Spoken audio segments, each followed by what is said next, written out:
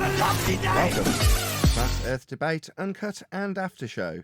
I'm your host Nathan Oakley, and if you are new to this channel, or you've not done so already, then be sure to subscribe, hit the bell notification icon and join button if you'd like to become a Nathan Oakley 1980 channel member and keep up to date with the Flat Earth Debate.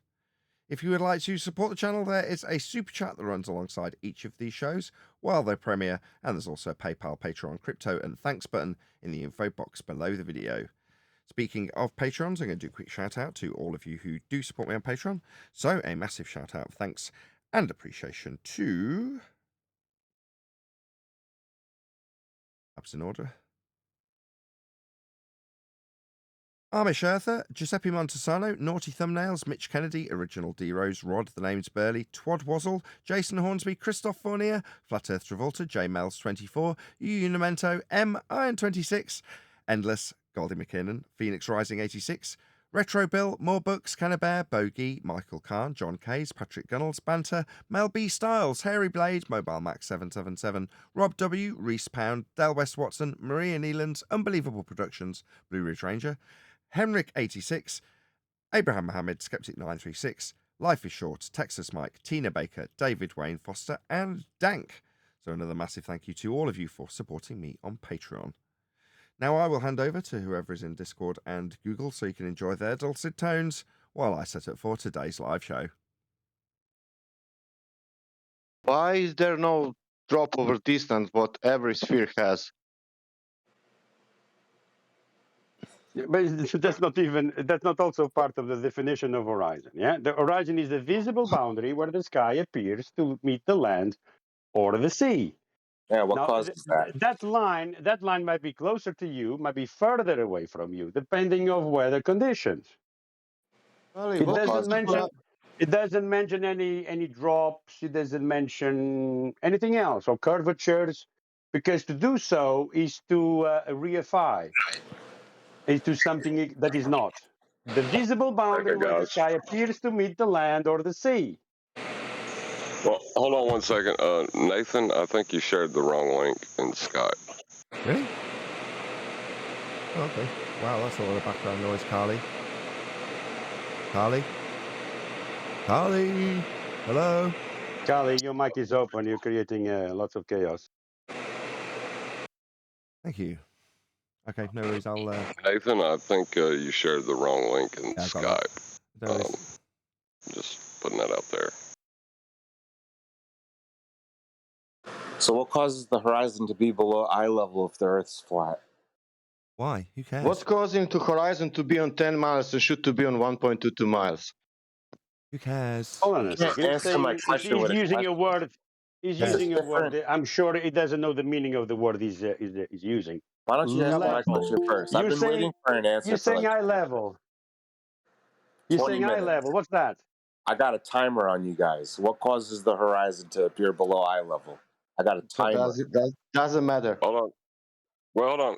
Why weather does conditions. Where sea level meets the sky appear lower? Show me how refraction is that lowers you, the Carly? Hold on one second. horizon. Everybody stop. Carly. Just give you an example. Hello, Carly. Can you hear me? Have you ever seen fog? Can everybody stop talking for a minute? Can you show me how the... No, obviously there's total chaos. What's going on? What's going on? Hello?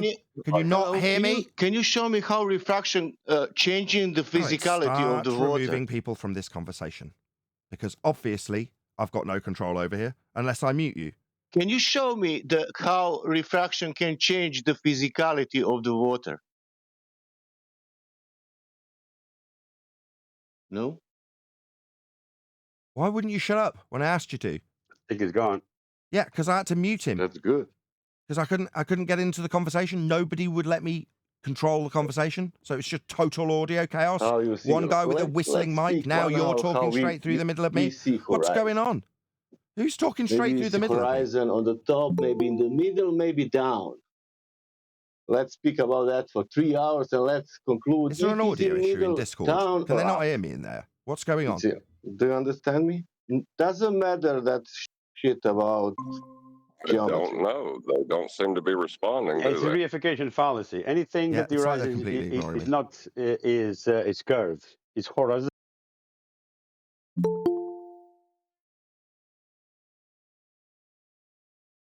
Were you muted in there, or are they just not listening?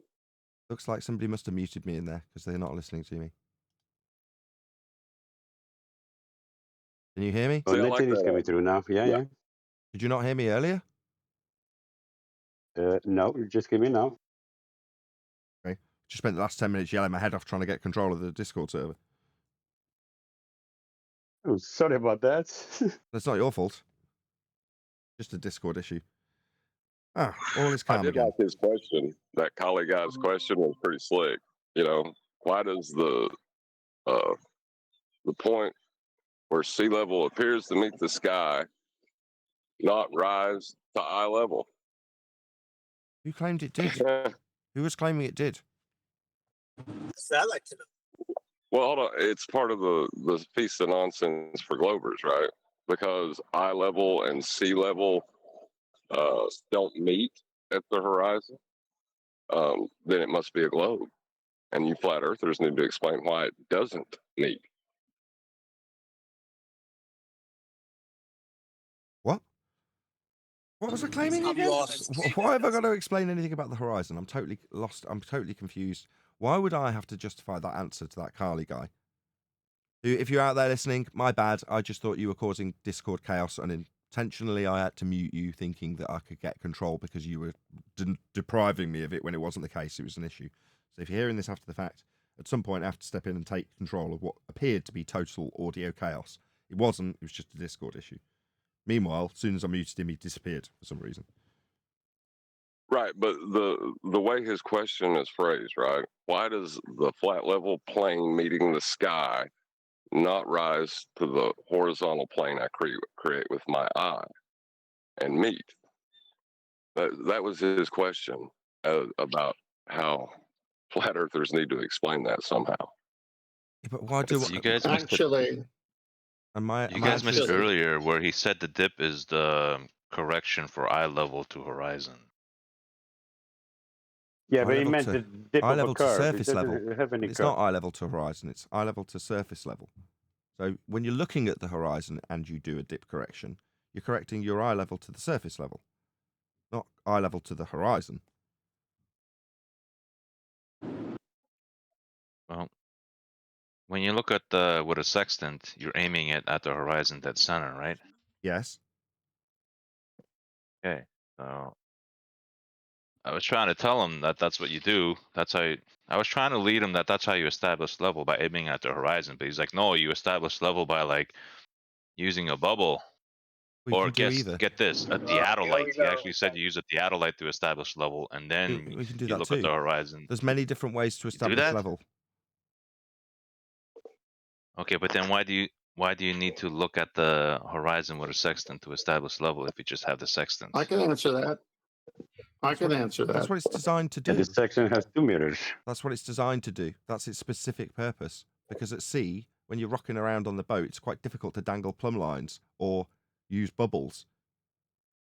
Right, but I'm saying when the conditions and everything are right, where you can just use a sextant alone, you aim at the horizon to establish level, correct? What's the name of the sextant you're specifically referring to? Would it by chance be the mariner's sextant? I guess so. Well, you're saying when all conditions are perfect. You're talking about a tool specifically designed for mariners to use the horizon. And there's a correction to be made because your correction is to the surface. Because it's where the surface meets the sky. Well, where the surface meets the sky is below your eye level if you're above the surface. Therefore, there's a minor correction to be made to make it level. However, that's what's available to you when you're out at sea. Now, if you're not at sea, and you're like, well, if you're using that sextant, well, there's other far easier ways of establishing level if you're not rocking around on a boat. Doesn't mean you can't. Yeah, but the thing is, though, you're making a parallel to the surface level. Right. And we call that our eye level. Right. Even in his question, he is admitting the earth is flat because he's saying, why does where eye level meet the sky and your why does where surface level meet the sky and your eye level not meet? it's still accepting that the Earth is flat within his question. He's accepting that what he's got presented to him is a parallel with the surface and eye level. Yeah, Yeah, yeah, but we're he's also talking about rearranging it. the second stage. We're also talking about the second stage in the case of Al-Biruni, using the sextant from land out to sea. But the first step was from sea first to land. You establish the elevation first, and then you reverse the step. So when we do the deep angle is the second step that Al-Biruni did. Yeah, I mean, and that's fine because you need a parallel with your eye level to even be able to calculate the Earth as a sphere. You need those two flat planes, eye level and surface or sea level, right? And you need where the sky appears to meet it to make that arc that exists below surface level in the mathematics. Yeah, you needed the baseline. You needed to start with the horizontal first, and then whatever goes above that horizontal is the elevation. So it doesn't start on step 2. You are at land, looking out at sea and establishing whatever. That would be the deep angle. Step 1 is the one that we're missing. Hello.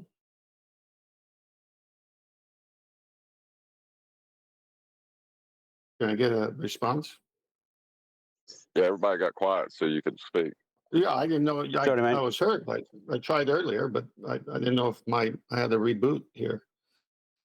Okay, the sextant at sea, the Mariner sextant, is using the horizon to establish the star's 90-degree position to the surface of the Earth.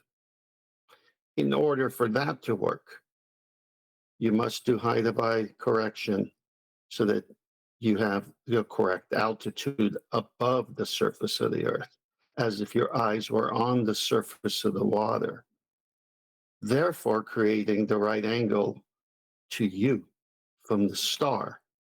So that level part is part of it, but the initial part is to rock the sextant on the only thing at sea that gives you a reference, because you don't have landmarks, which is the horizon. As you rock the sextant and say mark when it's perpendicular, that is 90 degrees. But because you're on top of your boat, it's a depression angle and it's obtuse. So you drop that height and get your eyeball on the water. They even have the refraction table to an average. So because if the sighting of the star is below 15 degrees, they want you to really make sure the altitude is correct. Okay? Either way, it has to have a common baseline with the observer who's on the boat, because you subtract that altitude, say 50 degrees, okay, from 90, which leaves you 40. The 40 establishes the zenith distance. And the zenith distance is giving the observers 90 automatically. Because in the boat, you can't do a plumb bob. You can't just get that 40-degree angle from the boat because you can't hang a plumb bob and use your own zenith.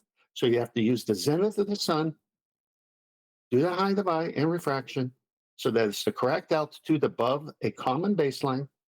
And then when you subtract from 90, it gives you 40. And then you say, oh, that's the zenith distance. As if in the second way, you've actually established your zenith.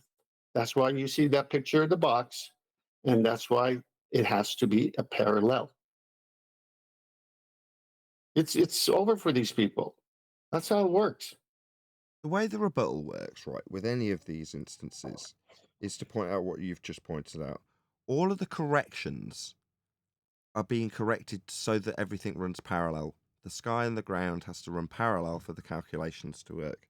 So it doesn't matter what they're trying to weasel into a correction in some sort of inference that it's going to be going to a tangent point horizon, for example. No, any corrections are to correct it flat. and parallel with the sky. That's the only corrections that are being done. If there's any inaccuracies in the method, the corrections for those inaccuracies are to make it flat in every single instance. So long as you know that, when anybody tries to challenge you and explain how, no, we're actually using the geometric horizon when we do dip correction. Well, correcting to what?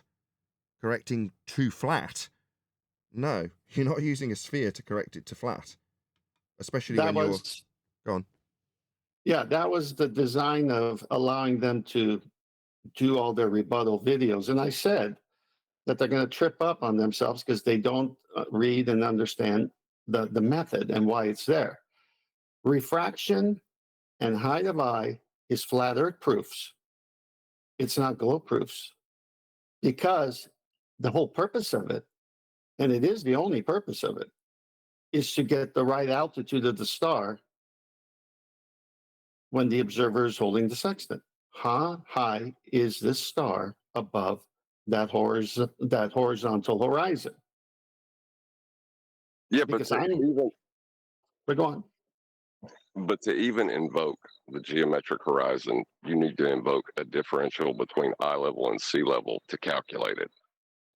Well, this is why the dip and height of eye is essential in the second way of arguing with it, which is the bubble sextant or an artificial horizon using, because they're both artificial horizons, whether it's a pan of Mercury or the bubble sextant. You're actually not using the horizon like the Mariner is. You're using an artificial means to establish what? Horizontal. So if you establish horizontal and you don't do height of eye, but you still have to do a little bit of refraction, it's still saying you got to get the right altitude above the spirit level horizontal. Now, whether you're the Mariner doing it with the two-step method or you're the aviator doing it with a bubble sextant, the numbers are identical. Okay, so then that means that the sea surface is identical to the spirit level, horizontal all the way from zenith to zenith. It's so easy to understand. Can I ask you a question, 10th? Yeah. So when you use the Mariner sextant and you're looking with your eye at the horizon, you're using that to establish a horizontal, correct? You're using the horizontal to establish the zenith of the star, the 90-degree position of the star against the horizontal. Yes. And then when you... Okay, so go on. So we got to establish a horizontal before we do the dip correction, correct? Well, yeah, you got to take the initial altitude without dip and then later adjust for dip and refraction. Yes. Right. So looking at the horizon with a sextant is used to establish a horizontal. That's all I wanted to know. Thanks. Well, I wouldn't say it even that way. You're using a horizontal to establish a correct altitude above the horizontal. You're using it to say, how high is this star or sun above that horizon? And then when you do dip and refraction, you put your eyeball on the surface of the ocean all the way to the GP of that star. What 10th Man's trying to explain to you, Righteous, is that the horizontal aspect of the ground is a prerequisite. It's not that you need to establish it that way. You're going to be utilizing it that way. And any corrections will be correcting for your height above the flat plane that is a prerequisite anyway. So when you phrase it, you're establishing a horizontal. Well, you could say that you're leveling the tool with a bubble sextant for the sake of argument. But why are you leveling the tool? Well, so that you've got 90 degrees to the base of the star that you're measuring, is what 10th's trying to get across to you. Well, that doesn't establish a horizontal. It's a prerequisite. It has to be horizontal for it to work. Right. Correct. Well, I was going to use a level because that's basically what you're doing with a Mariner sextant alone is establishing level, right? No. When you're looking at the horizon. No. See, I knew I shouldn't have used that word. That's what I used horizontal instead. No. It's not the word whole that's idea. the issue. It's not the word. It's the principle that you're applying after the fact to something that has already got horizontal needed, required, used, being measured. All of those, all of the above, right? How far off you are in terms of corrections for height of eye, for example, when using a Mariner's sextant, are only correcting to the horizontal prerequisite, as opposed to establishing that we've got a horizontal. No, it already is. that's already in place before you even pick up the sextant. Let me answer it this way. You must establish perpendicular with the horizon and the start, and that's why you say mark when it's exactly 90 degrees. After all the corrections are done, it's proving it must be level, because you're trying to ascertain the correct altitude above the horizon. So you can't do that if you're still 10 feet above the ocean surface. So you got to bring your eyeball down to the ocean surface. That's step one of the dip height of eye correction. Next is how much refraction are you dealing with based on their standard table of, what the barometer says and stuff in the air. And you're going off that. And they even say, look, this could be. Don't be scared. You can say refraction. Just because they've hijacked it with terrestrial refraction 7/6R doesn't mean that what's done with a barometer. That's refraction. You're talking about what we colloquially refer to as refraction calculations for the stars below 15 degrees or whatever it is. Just say refraction. Right. No, yes, it is. And I'm going to say it, but I need to explain it for the audience that we're not afraid of it. And I'm basing it on what they say it is. It's not Earth curve. It's temperature of the water and the air at those low levels. That's what it is. So I have to explain it that way first to say that's the kind of refraction that the table in the almanac is addressing. It's not addressing Earth curve. It's not addressing the hill that's behind the thing again. That's nonsense, 7/6R. That's what the ballers put in there. But the 7/6R is still based on a flat plane. You look at Andrew Thomas Young's calculations that were done on a flat plane. The geometric considerations are what they've confused with existing below surface level. Exactly. We're talking about, a variant plane, right? Depending upon your altitude above it is how much further you're going to see. But there's a, sorry, John, but I just want to say this. But their second method validates what you're saying. What's the second method?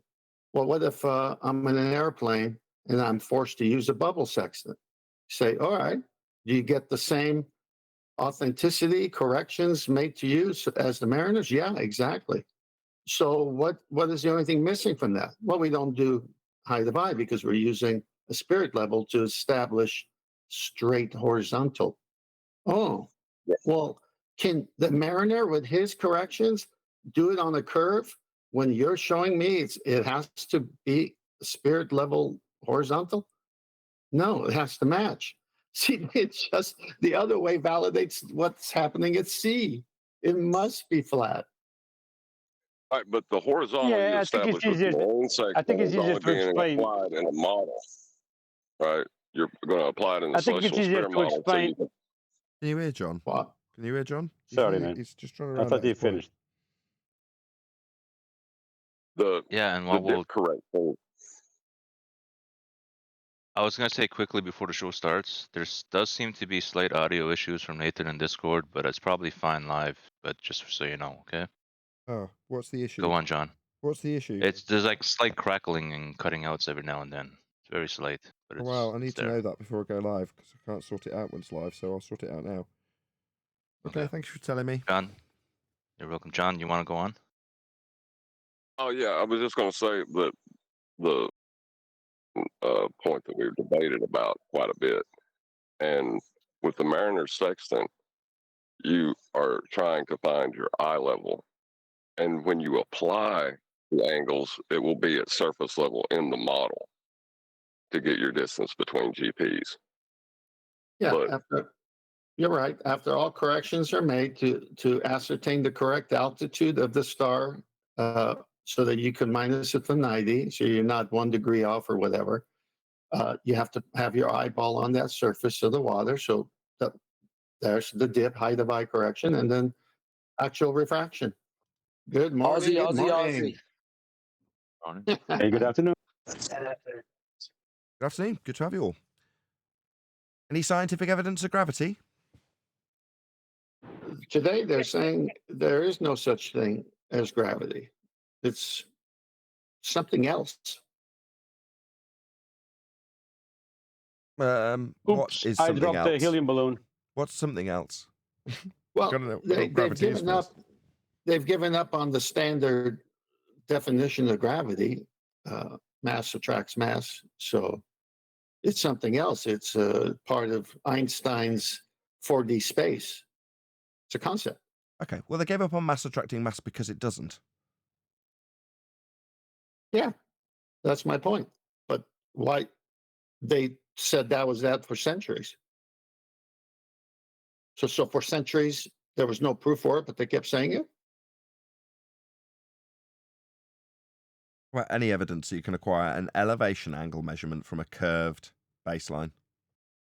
That's a flat out impossibility. Sextant is a angle measuring device, and an angle is two lines meeting at a common point called the vertex. Any evidence of a physical You geometric can do sphere F-all edge? with an angle.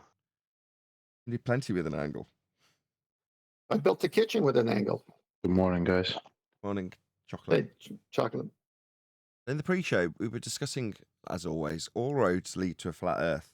And in the case of the, let's call it the anti-flat Earth blag, that dip correction is actually a measurement to a tangent point horizon debunked in 2020, in which case the inference that you've got a tangent point horizon in and of itself requires the differential calculation between the flat plane you are standing on your eye level. The difference between the two is what you can infer gives you a geometric tangent point on a presupposed sphere below surface level to claim you are correcting from when you do dip correction.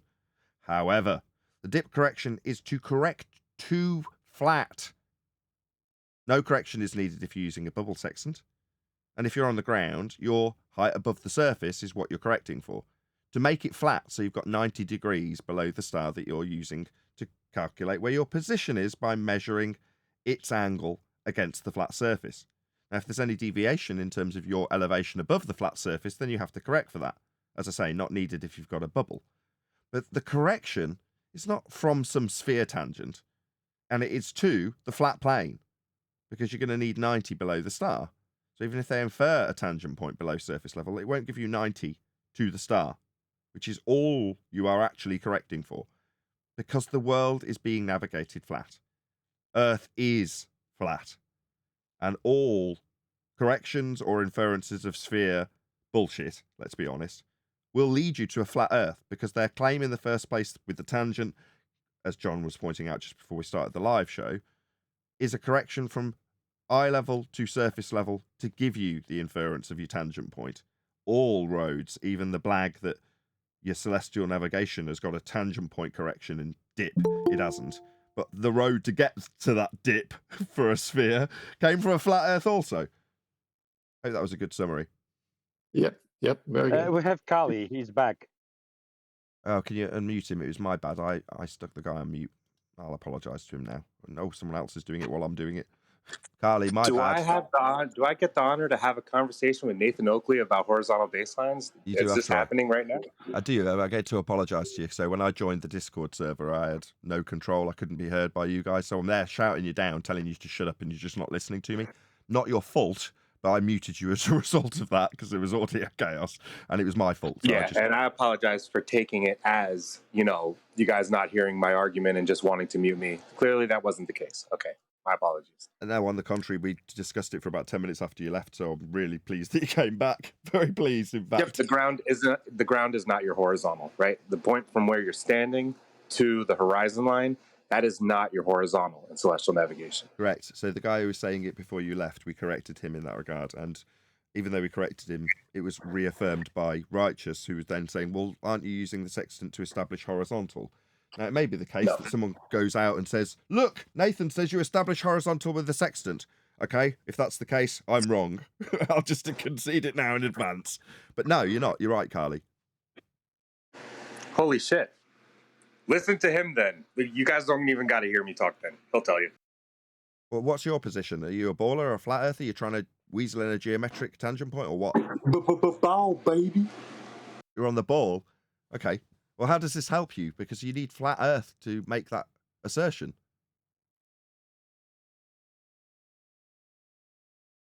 I have to find my headphones. Sorry. Okay. Let me know when you can hear me, and I'll ask you how that helps you. Because you need a flat Earth for it. Something else we discussed in the pre-show. It was John's point. Again, he's on fire today. Well, maybe he didn't actually think of the arguments. He's just like, no, I'm on a ball. You're right, though, with the flat Earth arguments, but...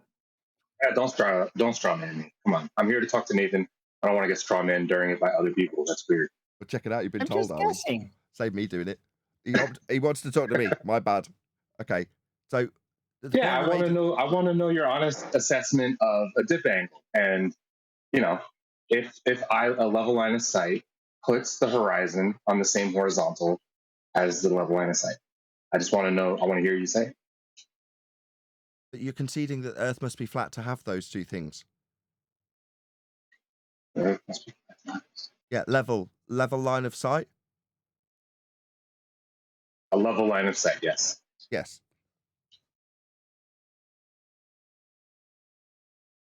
You don't have that. If I establish a level, you don't have that. You need a flat Earth for that. I need a flat Earth to make a level line of sight. Yep. You also need no. I can't have a level line of sight on a ball. No. Let's say I'm standing on a gigantic ball, 1,000 meters across, 1,000 meters tall, and I'm standing on top of it. Can I have a level line of sight on it? So here you have Atmo, don't you? Yeah, there's going to be atmospheric condition causing refractions and changes to the position, but I have a level line of sight, right? So changes to the position of things that have got a straight line of sight. Well, if they've got a change, then a deviation from straight isn't straight anymore, is it? So no, it's just a third time's charm. Where do you get a level line of sight on a ball? You don't. Perpendicular to vertical? Where'd you have that when you're looking at things through atmosphere? I'll say it a fourth time.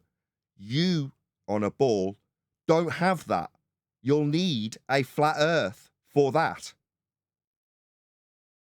I disagree. Okay, where'd you get it? Level line of sight. I disagree. Where'd you get Horizontal means no changes in elevation. So if I have a level line of sight, that means my angle is level. My eye is level, right?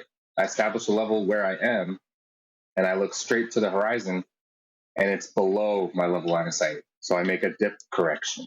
Did you not hear me the first 4 times? Sorry, where did you get the level line of sight on a ball, given that you have always in effect, no exceptions, 7/6R as standard, refraction through Ben Atmo layers of sphere-shaped air, always without exception? Given that that is the case, explain how you, 5th time, get a level line of sight. You can't, I'll say it again. Excuse me. You can't, 5th time's the charm. You don't have the ability to do that on a ball. It is not possible for you, sir. Use a plumb bob. And that will give you a line of sight, will it? A plumb bob gives you line of sight? Are we talking about line of sight or plumb bobs? The plumb bob will give you a vertical, and then a horizontal is 90 from that. That's fascinating. And that'll give you a level line of sight. That'll help you with a level line of sight. Your argument was about us looking at a horizon, was it not? Us looking at it through a sextant. Correct? No. We're not talking about through a sextant. Yeah. Well, unless you're using a double sextant, which can establish level. So we're looking at the horizon then. Which is not at 90. Yeah. And I've asked you that principle, when you're looking at things, isn't acquirable for you on a sphere. 6th time. Why not? Because your line of sight is bent always in atmosphere. That's the 2nd time I've told you.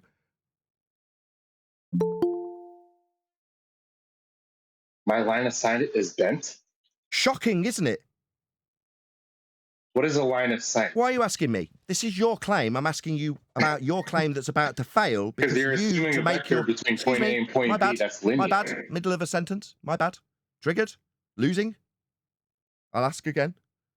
Your claim was in respect to the horizon. asking us about what it'll do when we don't have a claim. Who cares? How sextants work, that's different, but you're not talking about that anymore. So there's only one claim left on the table, and that's that it's Earth curve. We don't have a requirement for it as a flat earther. I don't have any need for this. So all we're left with is your claim and your questions in respect to the horizon. Well, then we're talking about line of sight, your words, not mine, and your line of sight on a ball is not straight ever. So I've asked 6, now 7 times where you get a straight line looking at anything ever on a ball. I'll say for a 7th time also, you don't. You just yet to concede that. You've gone high-pitched and asked me why it would always be bent, when we were the ones being told by your side of this argument how it's always bent. What is it no Atmo Day when looking at the Black Swan? So we're very clear, because we've been told for nearly 3 years that it's always bent for you. That's you telling us that. You understand that you've told us. I haven't finished. It's been 7 attempts. That's my bloody Lego brick alarm. Again. Give me a minute. All right. Can I insert something, Nathan, quickly? Because he mentioned the Plumb bob to get Shut up, your Lego supposed brick. level, but how does that work on a rocking boat? What's his claim? I need to It know how he doesn't. gets It level. never does. To answer his claim with his paradigm on his ball, he needs level to ask us this question, doesn't he? So until he can get past his requirement for line of sight to be straight, he's not going anywhere with this question, because he needs to square that circle before he goes anywhere, Arwin. Now, I've done it 8 times. It's just Carly, who's all impressed to talk to me. Yeah, I need to be impressed with you conceding where you don't have a line of sight that's straight. But you haven't. 8 attempts. How do you think you're getting on? You pleased to talk to me? Your ball's dying, by the way. You haven't got a line of sight. What would you do to... Okay, you know a level line of sight. What would you do to establish a level line of sight? Why? Am I using the horizon to claim that the Earth's a sphere with a ball horizon blocking our view of boats and buildings? No, you are. You are asking us questions about the horizon when you've got a horizon claim. It's an outrage. I don't have one. Meanwhile, within your claim, you've got a line of sight that's straight. That's what you're asking us about. 9 times I've asked you where you get it on your ball and told you don't have one, it's always bent. I just need you to concede it before we get to 10, 20 times? How do you know the angle of the lens? Why are you asking me? I haven't made a claim about any lenses. Do you need to flail a little bit more? It's going to be 10 times, really. When you 10, look at the 10. when, Really? When you look at the horizon, are you claiming it's on the same horizontal I haven't as claimed, a level line I of haven't sight? claimed anything. Okay. So meanwhile, Well, you've got a see what I'm ball trying to Earth. get to. So meanwhile, you've got a ball Earth horizon, and you've got a line of sight that's always bent, and you're asking us about a differential from something that requires a flat Earth. And I've had 11 attempts to get you to concede your questions, completely debunking your notions of your sphere Earth with your atmosphere bent always lines of sight. 11 attempts. When are we going to get a concession before we can move on? We need it from you. This is so weaselly and tedious.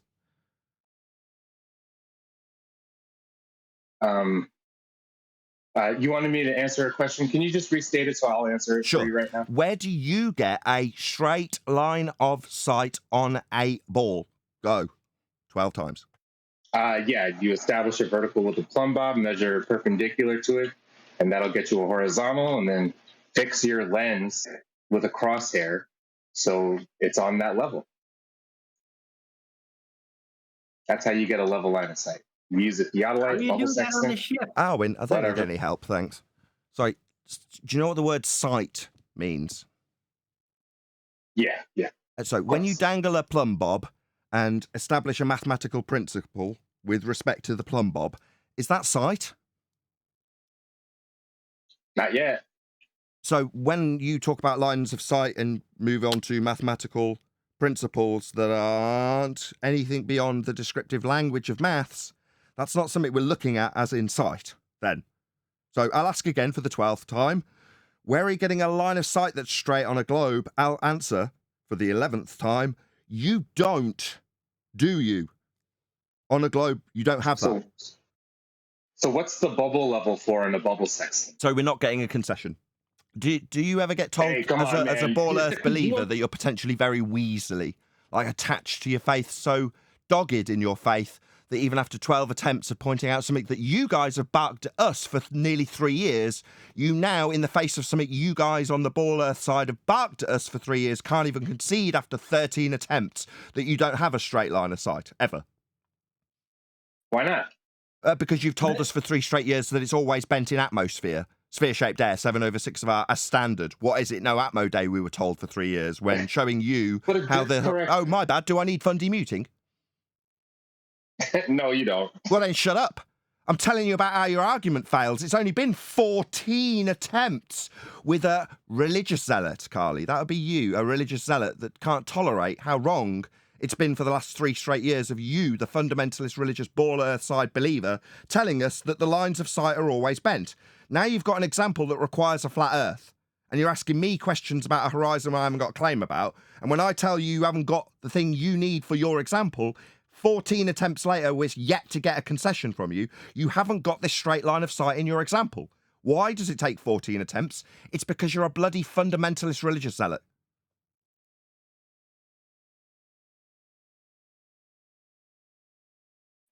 Okay, so what's the bubble level for in a sextant? Why are we why are we moving on? Why am I getting interrupted by Arwin for the 3rd time? I mean, it's just like life repeats itself constantly. What's a dip angle correction? So we are talking about sextants.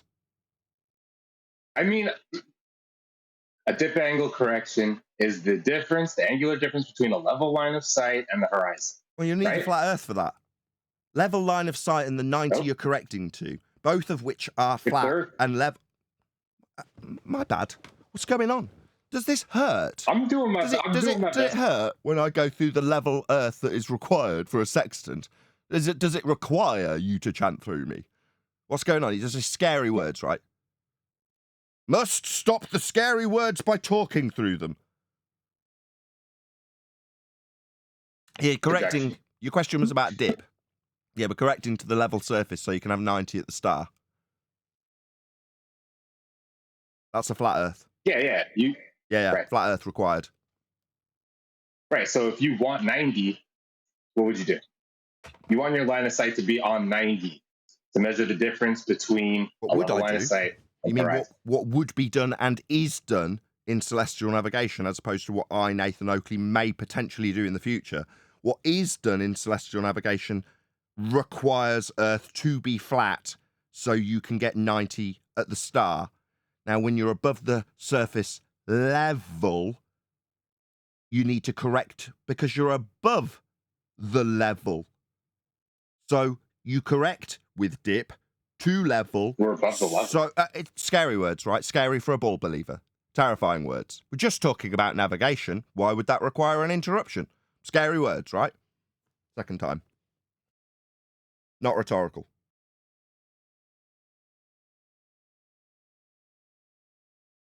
Are these words scary? Line of sight is above level? Are these words scary? A little bit. Well, you should be. I'm glad you're honest. Yes, they should be scary to a ball believer who doesn't have any straight lines of sight to anything ever and can't concede it, even though 14 attempts have passed by him. This would be scary because we're correcting to a flat plane so that there is 90 degrees below the star. If you were at the star dangling a plumb bob from that, it would meet the ground at 90. And when you correct for dip, you're correcting so it will meet the ground at 90. That's a flat Earth proof. Earth is flat. I disagree with how you're explaining that. Oh, well, be my guest. Go ahead. Tell us, Master Mariner, how it's done with a ball. The ground does not have to be horizontal to have a level line of sight. You don't use the horizon to establish perpendicular from vertical. You're not using the horizon line. That's what a dip correction is. You're correcting for the angular difference between a level line of sight and the horizon line. So that's why sextants have bubble levels in them, to help establish that level line of sight. You get a dip angle correction, and then you subtract that from the height of the sextant. But it doesn't work on a rocking boat. And I, that gives you hold on. I want to you an insert. I've been trying to elevation insert angle. this for 15 minutes. Yeah. How are you going to use that bubble on a rocking ocean when the ocean always rocks? The boat's never going to stand still. You can't use a bubble. Yeah. Bubbles in Sextants are used for on land. Yes, thank you. Where That's nothing fascinating. rocks. Thank you, Why? Arwin. Thank you. Because sometimes the horizon thank is you, Arwin. obstructed by a hill or buildings. I'm done Sorry. now. Thank you, Thank Arwin. you. Thank you for that. Right. Thank you That's very correct. much. Thank you. That's correct. No, you didn't answer my question. I asked you how it did function on a ball, and you've told me how it won't do things and what you won't be doing. I'm not interested in how we won't be doing it. I detailed how we will do it, measuring an angle to a star, the corrections being to gather a 90 degree at the base of the star to your position, so you can triangulate. That's a triangle. You, the star, and the ground are a 90 degree triangle. That's what you're creating. Well, that's what an elevation angle is, and any corrections are to get it to that flat baseline. I've just explained and detailed how it is done and does save lives. What you've done is not that. You've told me how things don't work and won't be doing things. Couldn't care less. Tell us how it's done on a ball. Second attempt. Yeah. Yeah, you establish a level line of sight to get a dip angle, and you can point the one lens of the sextant at the star and the other lens at the horizon, and the reading will give you the height of the sextant. Subtract the dip angle from the height of the sextant, that gives you an elevation angle. Okay, so that proves a flat Earth. What you've done is detailed how it's done on a flat Earth. Really? You think yes, so? Really. At no point did you mention... Come on, man. Sorry, at no point did you mention globe Earth, things falling away, curves, sphericity. You didn't mention any of it. The ground is not your horizontal. But telling me what it isn't for the second time, that didn't fly the first time. You haven't detailed how it works on a ball. You've detailed aspects of it that I can detail requiring a flat plane. At no point did you interject with ball. What you have done is interrupt me every single time the painful words come, that you haven't detailed any ball aspects in what you detailed. Then you've said it isn't something.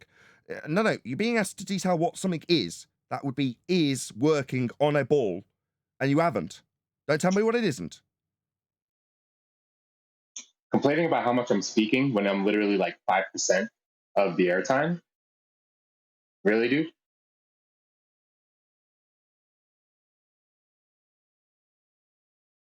Well, that was a fantastic explanation of celestial navigation on a ball. No, my bad. It was you moaning about the format. With completely open air to explain how celestial navigation does work on a ball, as opposed to what it doesn't do, or what it can't do, or what we won't be doing.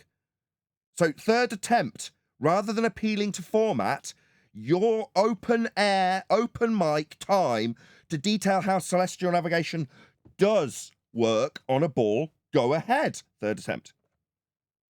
Yeah, I explained the method that's used in celestial navigation, and that comports with the globe prediction. That's not telling me how it works. That's telling me that you believe it works with a globe and it comports with it. Comporting with something isn't telling me how it works with it.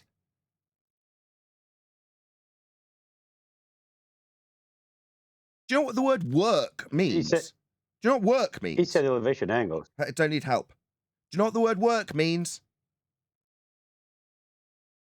Hey, man, I would just be repeating myself, you know? What, by answering my question about whether or not you understand what the word work means? Of course, I know what work means. Doing work means it has a functionality. So if it works with the globe, which you say it does, show me how it is functioning with the globe. Is it that difficult? So far, all you've done is told us things that require a flat plane. And then when you've asked us something about how our horizon will work, when you're specifically not detailing celestial navigation and sextants, according to you in that argument, you wouldn't concede after 14 attempts that you don't have a straight line of sight to anything ever. I mean, we'll get to that in a minute, but no worries. We're at the start, no progress from the start line of you telling us how it works with a sphere. Fourth attempt. Go ahead. Oh, man.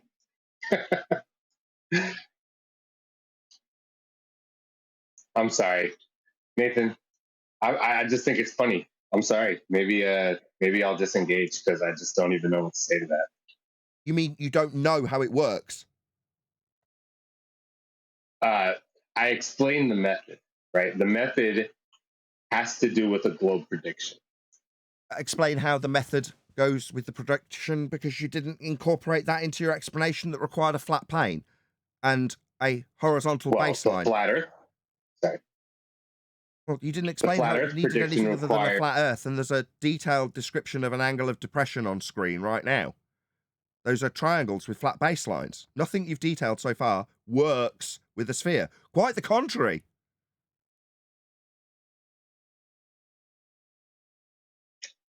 Okay.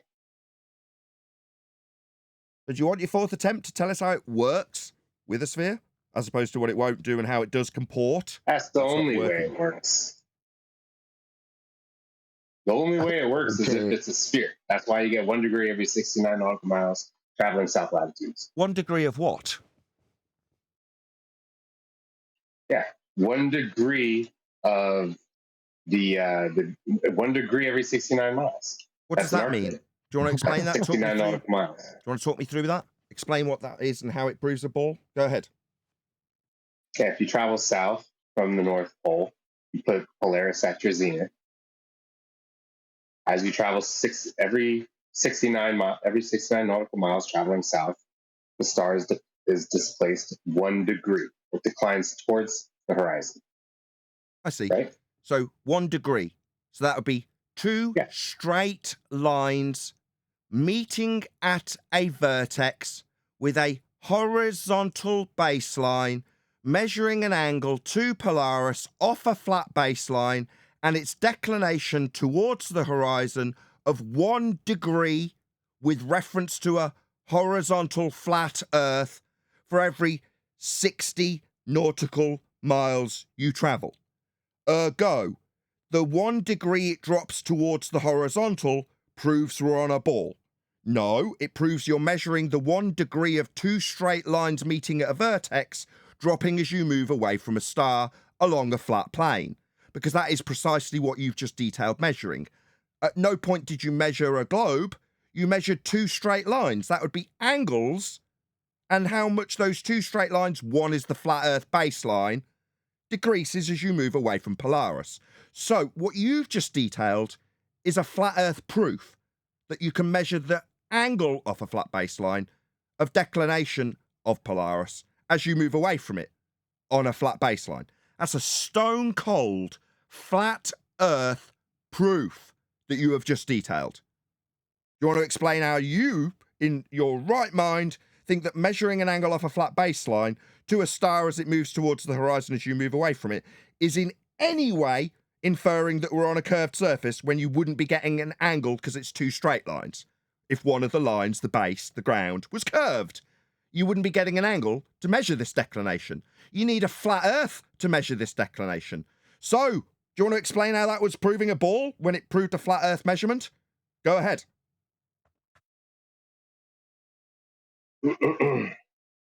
Nobody uses the ground as a horizontal in source gravity. You just measured an angle with the flat baseline, you stupid clown. How dare you tell me that nobody does it when your example included it?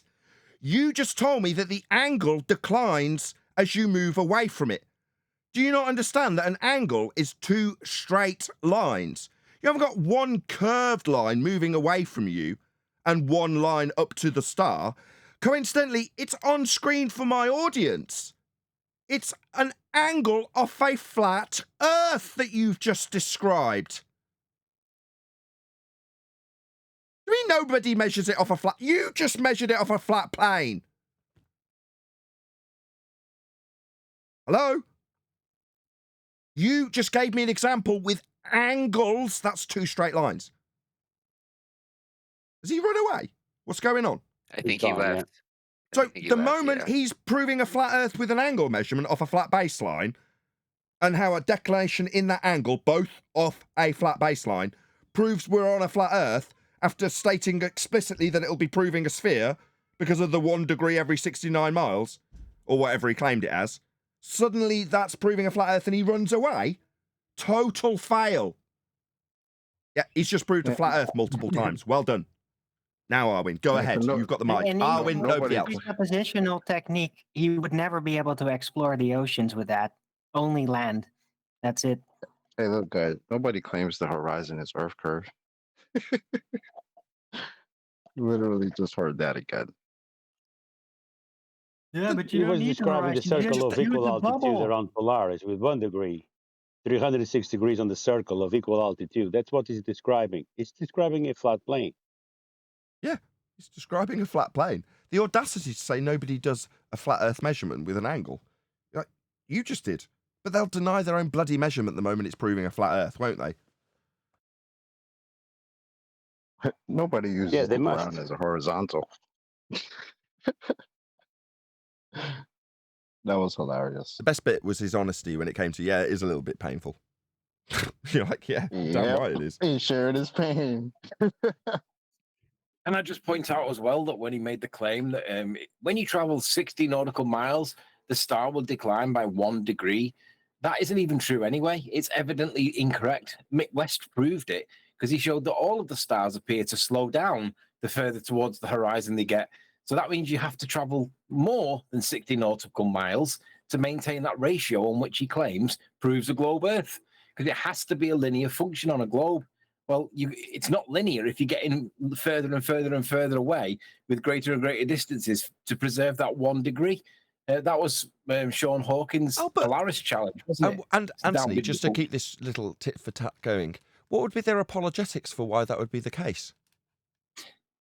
Oh, refraction, Nathan. Refraction, of course. You mean the always, in effect, never going to give you a straight line of sight ever refraction that the guy couldn't concede 14 times? That refraction? Yeah, the 7/6 curvy line refraction that he's using to measure an angle with. That one, Nathan? I didn't hear a screaming child running. I said the 7/6 R curvy straight line refraction. That refraction, Nathan? Yeah, the one that'll never give you a straight line of sight to anything ever, under any circumstances, that have barked at us for 3 straight years, until it's proving a flat plane, and then 14 concessions later, oh no, my bad, 14 complete ignorances of the point that they've barked at us for 3 years. Yeah, big problem, eh now, lads? Is the penny finally starting to drop? That refraction probably wasn't your best line of attack in respect to the Black Swan? That saying refraction actually ends your argument? That you might find yourself with it being repeated back at you 14 times and you can't believe your ears that you haven't got a straight line anymore? Yeah, shocking, isn't it? I find it amazing that when they need to rely on refraction to bring back boats and buildings, that very same argument using refraction, they ignore it completely when they need to measure angles. I remember early on in like 2015, how does a sextant work on a flat Earth? And at the time, I didn't really consider it either way because I just thought, I don't know, do I need to know that? Is it important? Isn't it funny that when it comes to it, measuring angles is really important for a sextant and those lines have got to be straight, but they just ignore that refraction argument when it suits and they don't have any problem ignoring that hypocrisy, that double standards, that it drives me nuts. I think it's only reasonable that the guy who came earlier and couldn't concede that for 14 attempts, it's only reasonable to say that realistically his non-return will be based on the fact that he got muted all 14 times. Yeah, that's called pleading the victim card when you're getting dicked. No, there was 14 times where he was stopped from giving a really concise rebuttal about how the always, in effect, sphere-shaped air to never, ever have a straight line to anything will mean he's got a perfect justification asking us about the straight lines and differentials that require a flat Earth. You see, the fact that we figured out all roads lead to a flat Earth means that no matter which argument they come here with, they're going to find themselves conceding that they'll need a flat Earth for it. Like I said, that was real. Go on, Anthony. Playing the victim card when he's getting dicked. Because if Nathan wasn't dicking him, he would be able to argue whatever point he wants to make. But because he's losing, he has to then play the victim card to distract away from the fact that he hasn't answered the question or that he's got something wrong or he hasn't got any supporting evidence or he's applying a fallacy. That's what they do. It's distraction tactics all the time. It was interesting how he was. He got muted. It's interesting. He was addressing line of sight. And then I liked it when Nathan held him to the plumb bob because he was using a plumb bob. And he says, is a plumb bob a line of sight? I mean, they have to go through every nook and cranny to try to change it. He was also saying perpendicular, and he was using a bubble sextant when he wasn't even talking about using the horizon. And then when we brought it back to the Mariner sextant, which uses the horizon, he didn't want to admit that if there was a guy on the seashore, not on the water, but on the seashore, let's say 6 foot tall standing guy, and he had a Mariner sextant. And right next to him was a guy with a bubble sextant on land. After the Mariner sextant and all the corrections for that, and the bubble sextant, which is void of dip, height of eye correction, you don't do that, just the refraction only, they would both have the same outcome. It would be the same. So his whole point is you don't need a horizon to establish level. I say, yes, thank you for admitting that when you do the horizon and do the proper corrections, you're establishing level with the Mariner sextant because it must match the same findings of the bubble sextant, which negates dip correction because you already have the horizontal. Yeah, I mean, it's right there. Quick shout out to Uncle Ben, who sends me $10 and just says thank you. Thank you very much for the super chat. Sorry, lads. His gotcha moment, his ace wild card was that I'm not using level to establish my angle. I'm using horizontal, and I'm gaining that from measuring it from a plumb bob. 90 degrees from plumb gives me a horizontal, and then I'm using it from there. So I'm not using the shape of the Earth, and then he was doing that because when Nathan says, "Yeah, but we haven't got no Atmo day," that rebuts his claim. So it was to distract away from that argument that he didn't want to address, that he claims the victim card. They always do it. No, I know. It was brilliant on Nathan's part to keep him on the no Atmo day because refraction is their worst enemy and they think it's their ally. Yes, I like the no Atmo day thing because when I used to read that in the comments, it used to really annoy me because I used to think, you're telling me this, not realizing that you've undone your own argument by saying it. So then you start to explain to them in the comments, no, by saying you're no Atmo day, you can no longer acquire a tangent. You've got no straight lines to anything. So far over the head of some numpty dipshit that's just saying no Atmo day, or whatever they're saying to us. What is it? No Atmo day was the response, right? That they all started parroting. What is it? No Atmo day? Obviously there's atmosphere. Look at the cranes, bendy cranes. Yeah, we're talking about the horizon. The argument's about the horizon. It's a geometric claim, and I'm going to get rumpused in the middle of this while they ask me about no Atmo and whether or not we've got it. They're asking me, the flat earther, do I deny the sphere-shaped air that bends everything always? What are you, stupid, flat earther?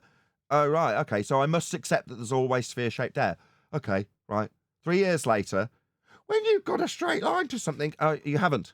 What do you mean I haven't? You told us for 3 years you haven't. You told us. What do you mean I haven't? Well, I'm just establishing straight.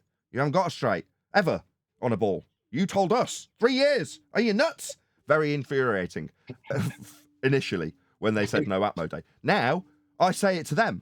What is it? No Atmo day? Are you nuts?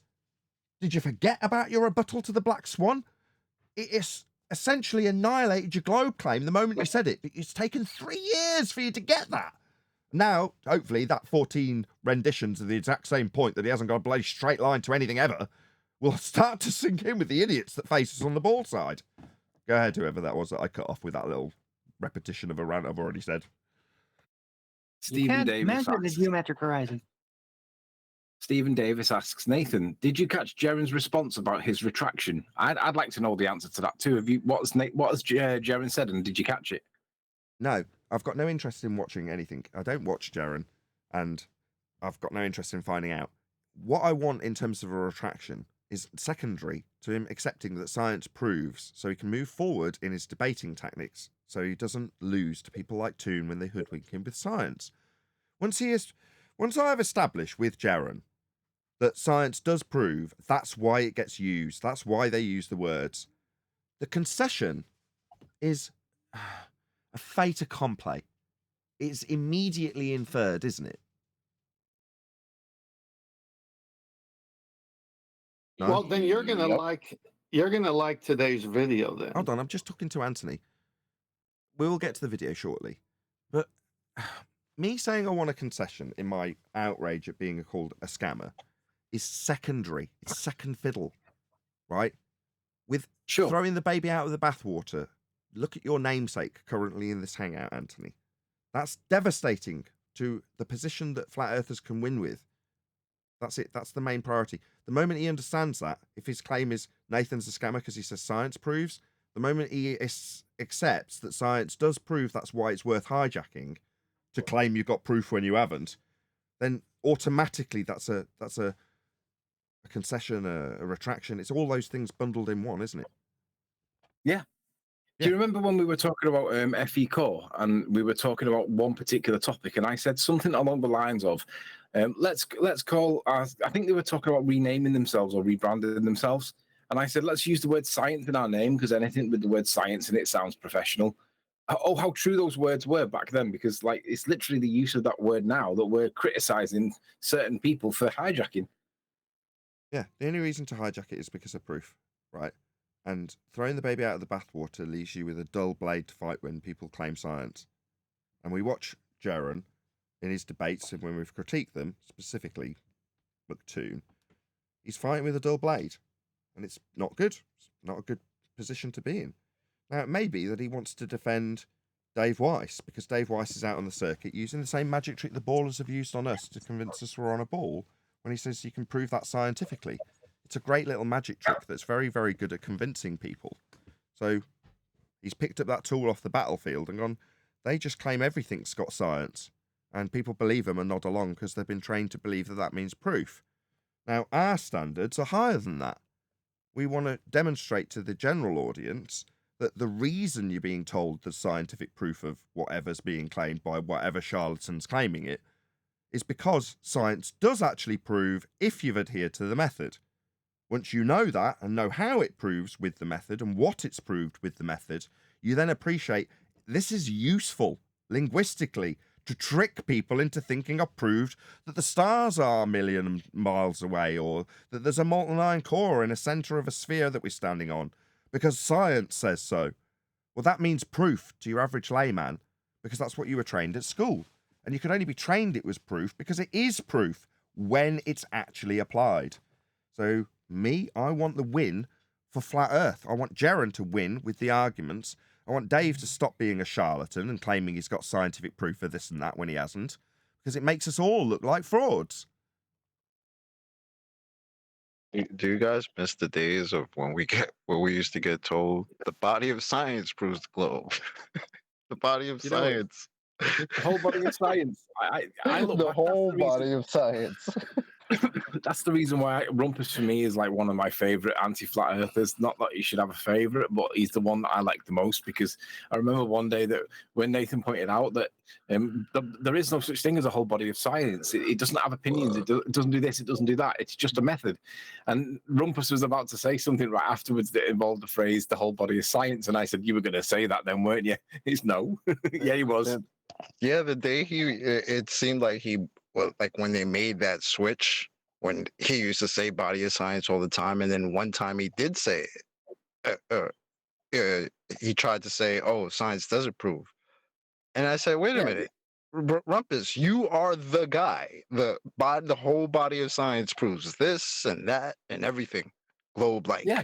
How can you say that science doesn't prove? It was one of the first times I heard Rumpus just fall all over himself. Like, I didn't really, It's the same when it's the same when like other blurfs will say 7/6R refraction. It works close enough, bit more refraction to calculate for it or whatever. But then when you point out that you need like a straight line to measure an angle using a sextant, and they flip immediately to say, oh well, the line of sight is always straight, and they have no problem like completely ignoring the fact that they just contradict themselves. I don't know how they do that without being brainwashed, but they all do that. He sounded so surprised when Nathan told him, to you, the line of sight is bent. And he was like, the line of sight is bent. And I'm sitting here thinking, you know how many times we've been told that in the past 3 years? Yeah, it's outrageous, isn't it? Just want to cover a couple of things from the comment section, specifically, which is sad to see. Okay, Stephen Davies says, Jaron also called Whitsitt out for saying ether wasn't science. Okay, very disappointing. Majoring on the minors and then having an internal spat over that means that it sounds like Globebusters is imploding, and just stand well back. That's all I can say at this point. I want to wait until that little implosion's over, and whatever remnants is left, I'll go in with whoever's influential and educate them on what science is and how it's being used to convince you are on a ball by saying the word science when there's no proof of what's being claimed, with the remnants in 6 months. But in the meantime, it sounds like it's imploding over on Globebusters. Whatever. Wait. Fine. Just one more thing. RJC says, where's the science for a stationary Earth? Okay. Way to demonstrate that you don't understand what science is without saying you don't understand what science is. Because science deals with cause and effect relationships. So natural science, that's the study of the physical and natural world, is what we are dealing with here on Flat Earth Debate. Now that is exclusively the singular scientific method.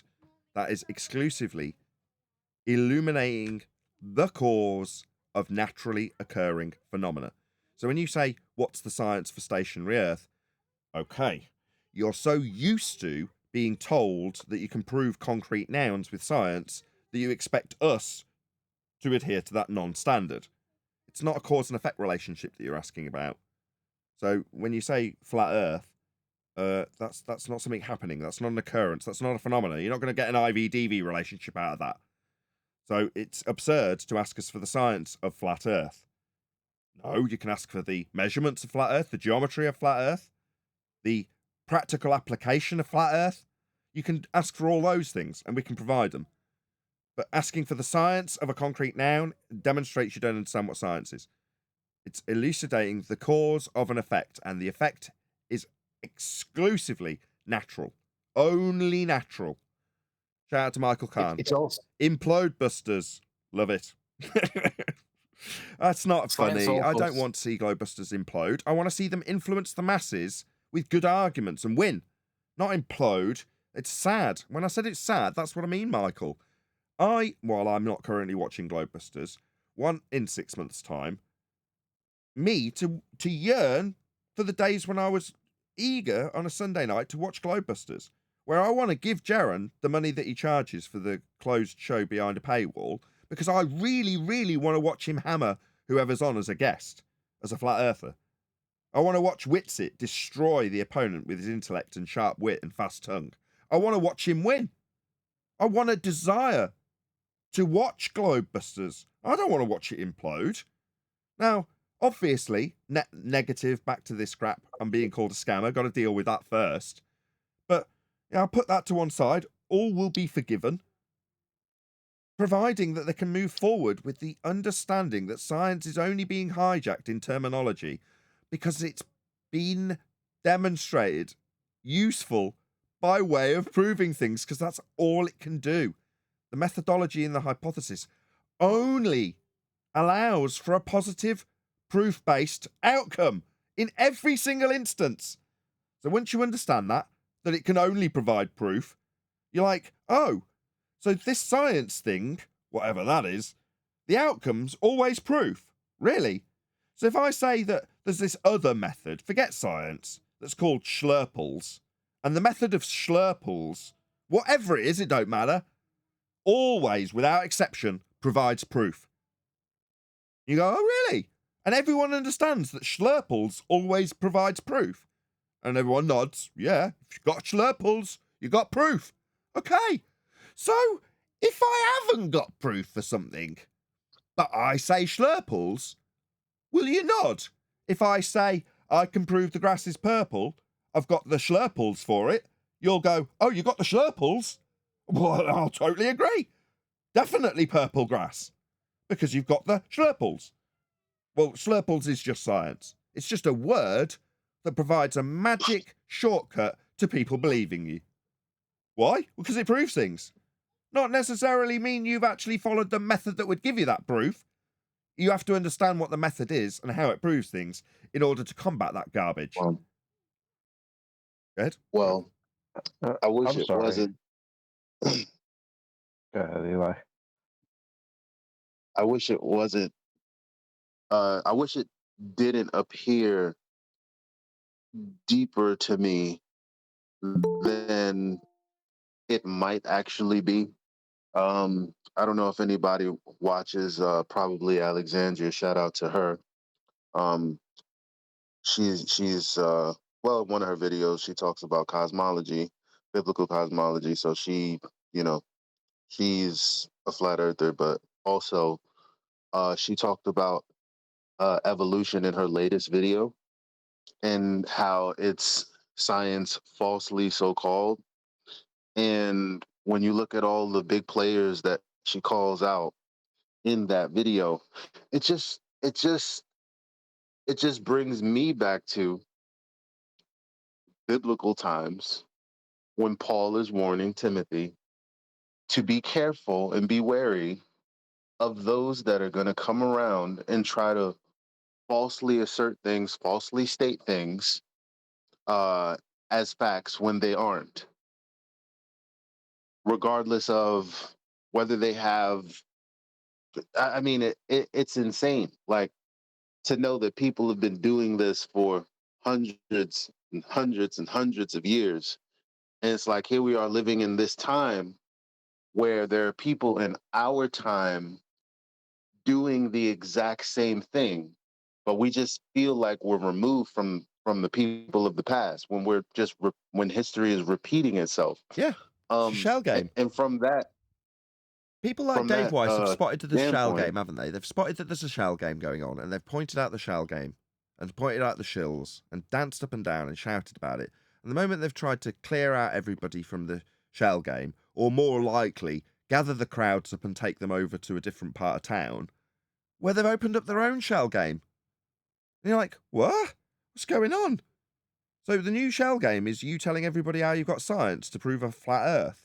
Well, number one, there's far better ways of proving Earth is flat, showing that it's flat, using practical applications of it being flat, rather than saying you've got science for it.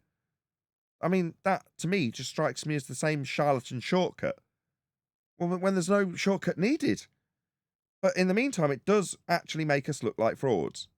Because it is fraud to say that you've got science if you haven't applied the scientific method.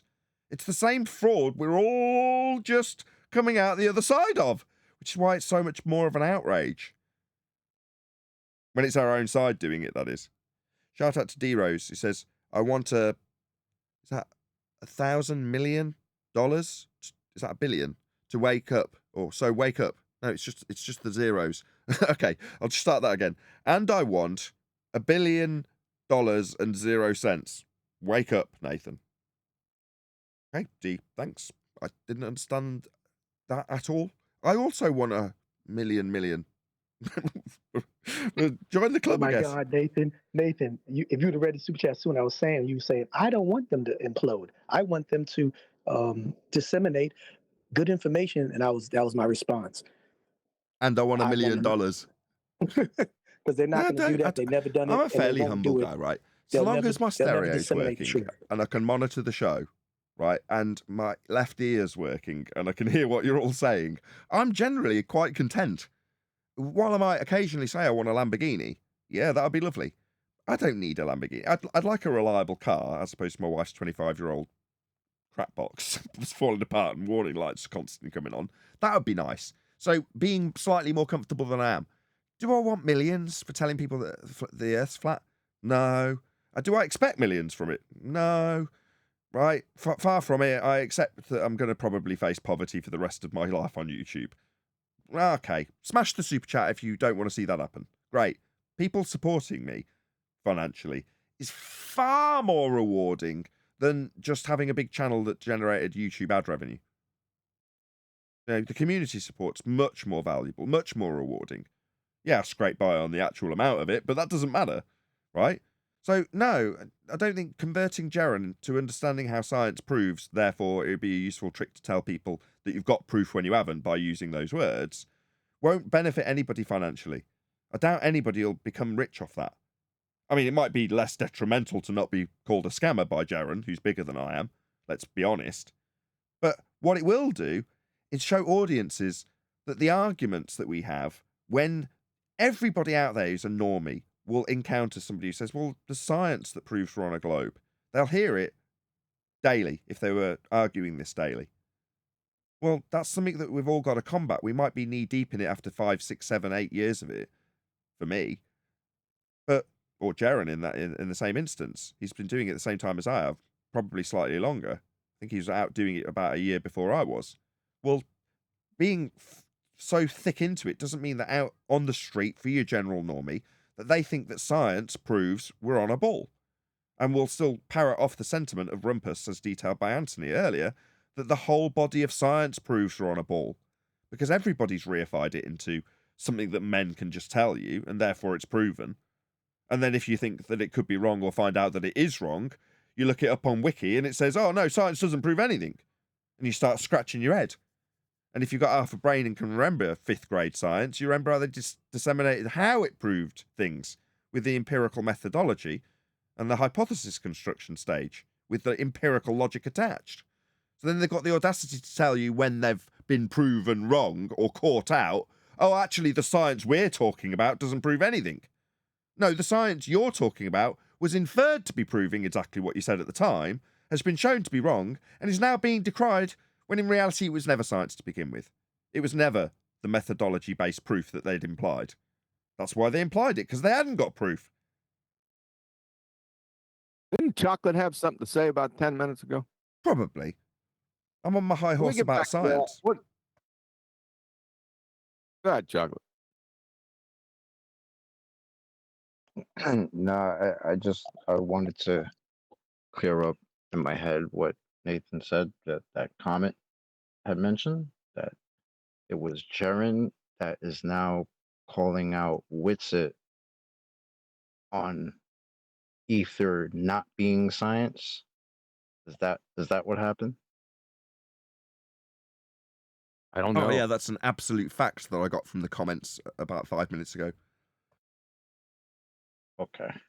When even Witsit will say that it's not science, and Jaron has said that his argument was never ether.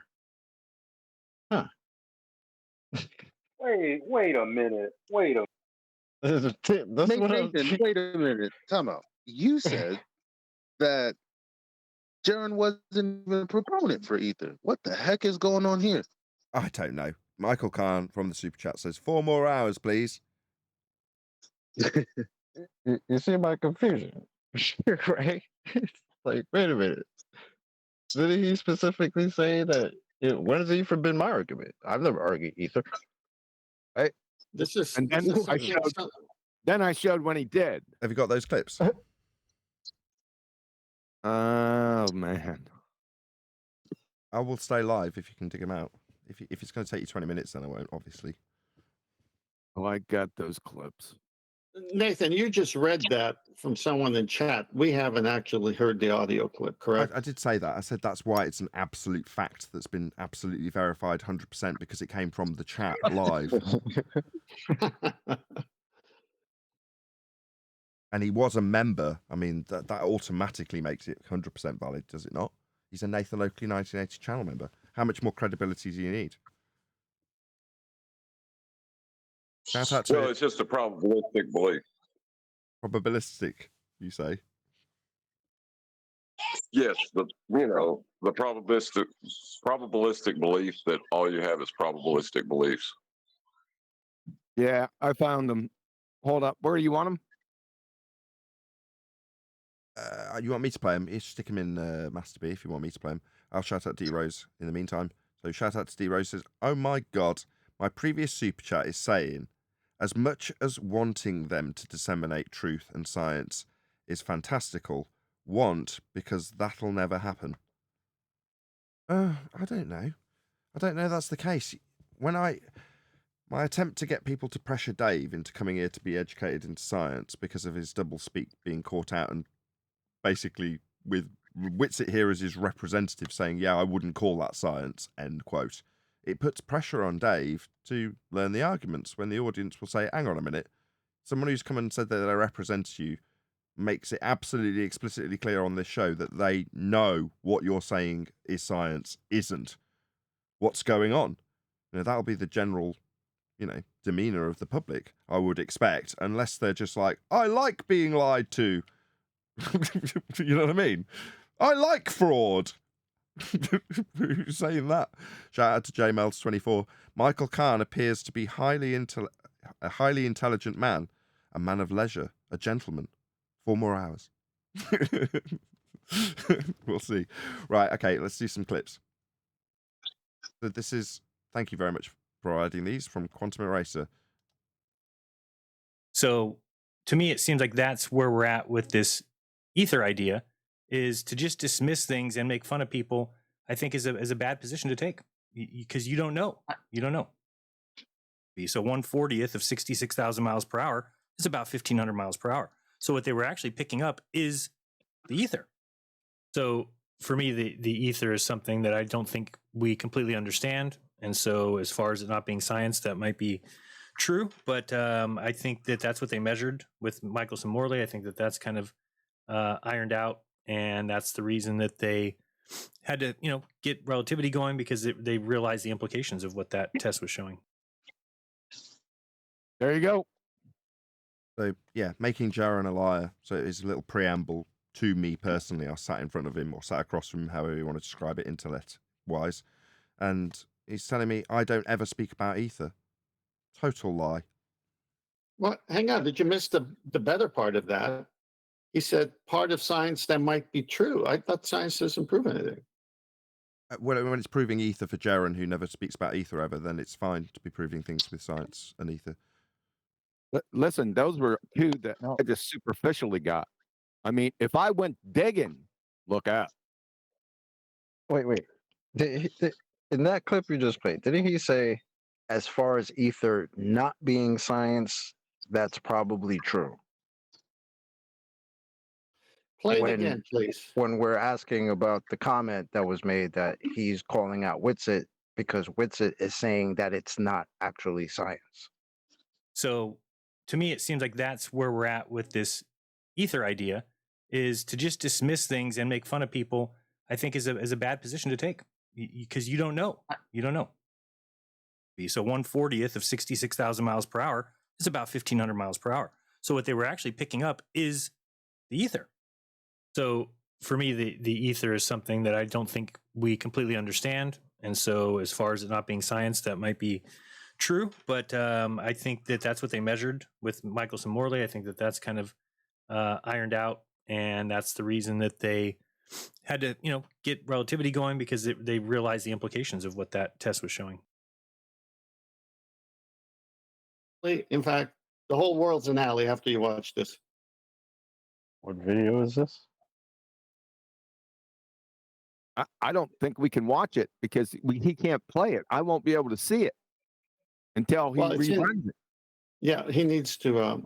Well, you can watch it because you could play on it on your own time, but he needs to review it, and it's, oh my gosh, it's so good. You put it in Skype? Master B. What are we looking at? Master B, the video for today, epic, and it'll be an all-time top 5 review. Today's video at Nathan, Beyond the Big Bang, from Bjorn Eckenberg. Ekberg. Okay. We'll do it tomorrow. No worries. Yeah, you said we'll do it tomorrow. Yeah, I guess so.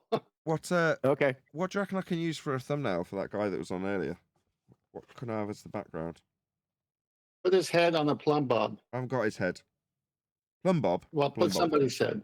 Okay, plumb bob.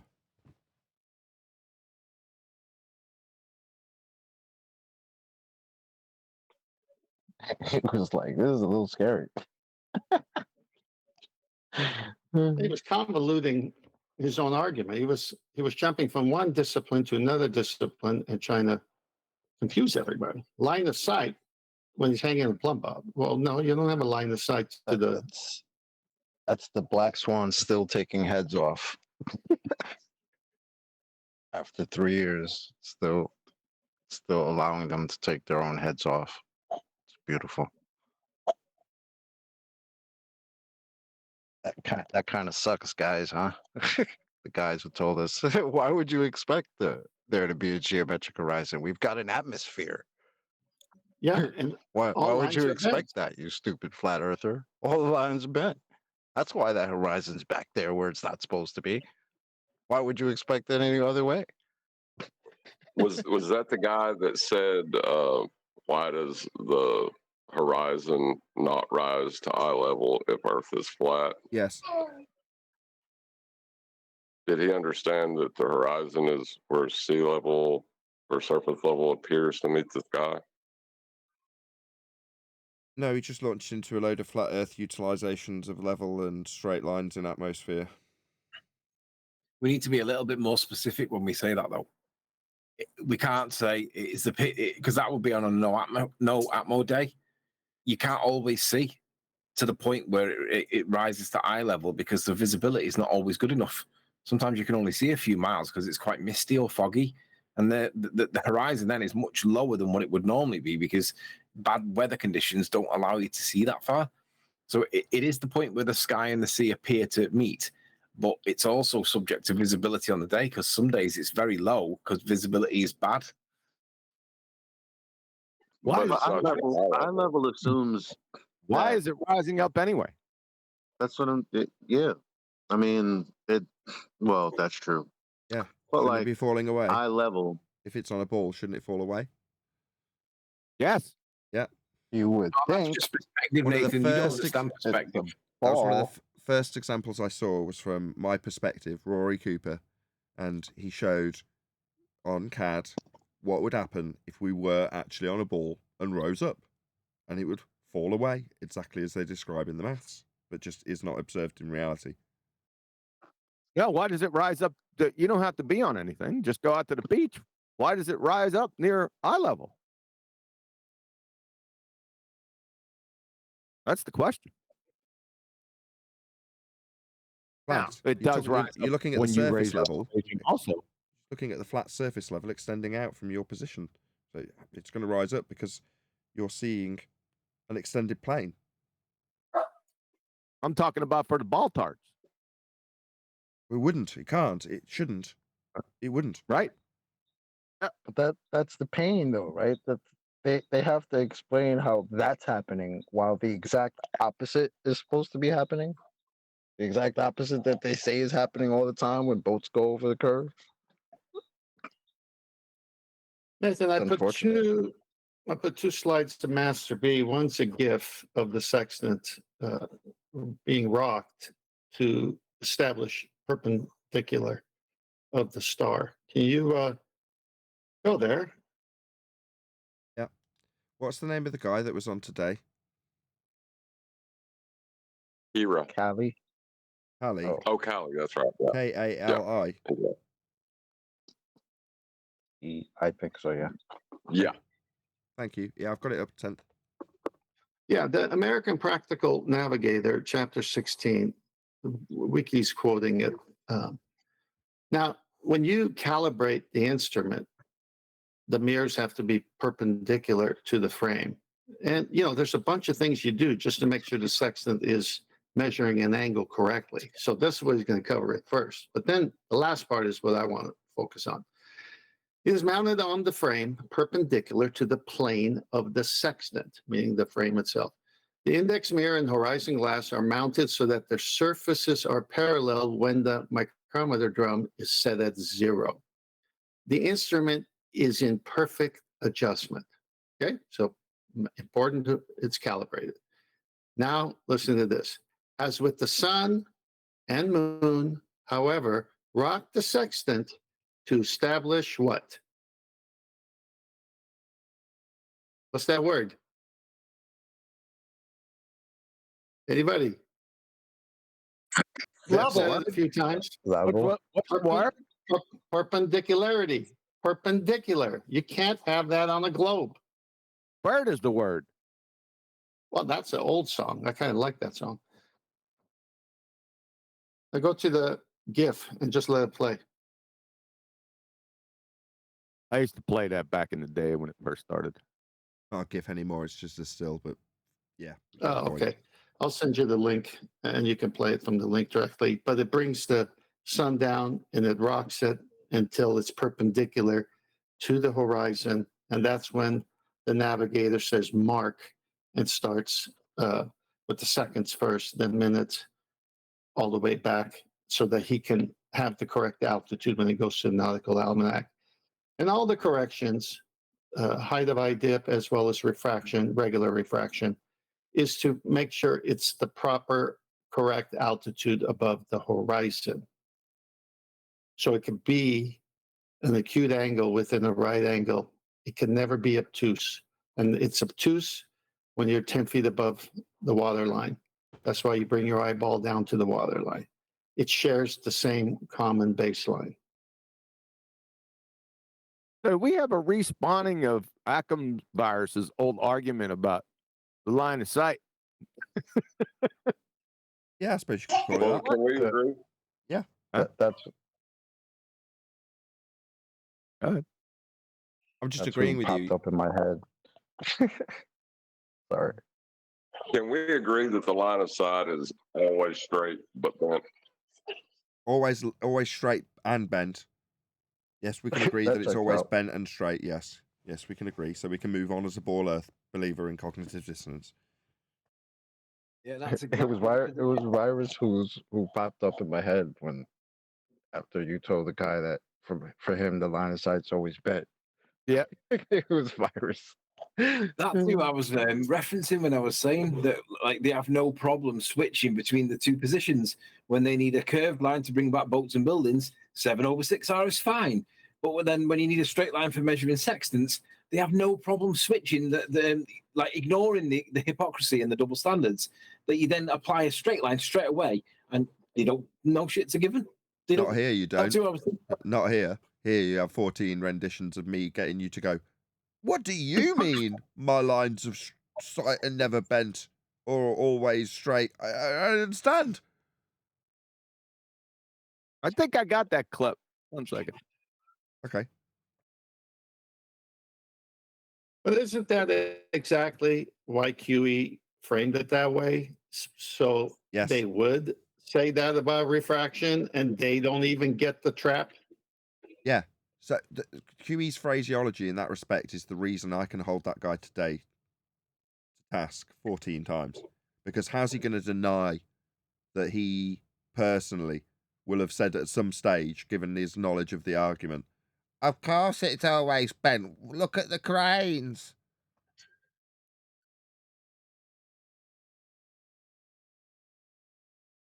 There you go. Master B.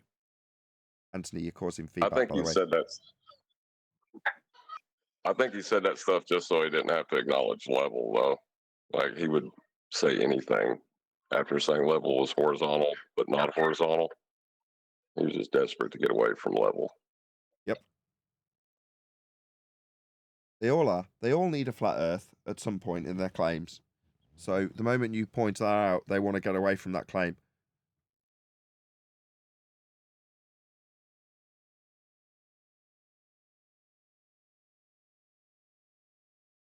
Painful to be a baller.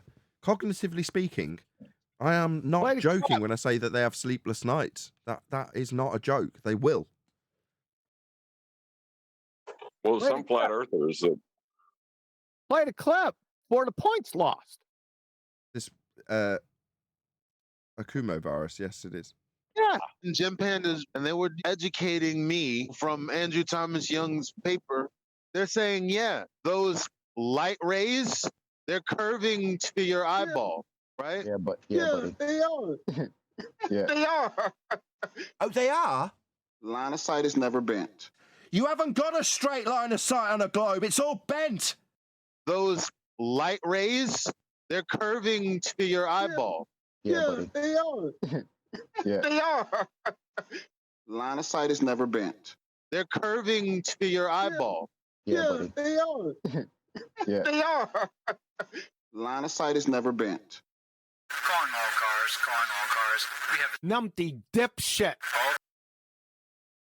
There you go. Yeah. I'll keep playing it.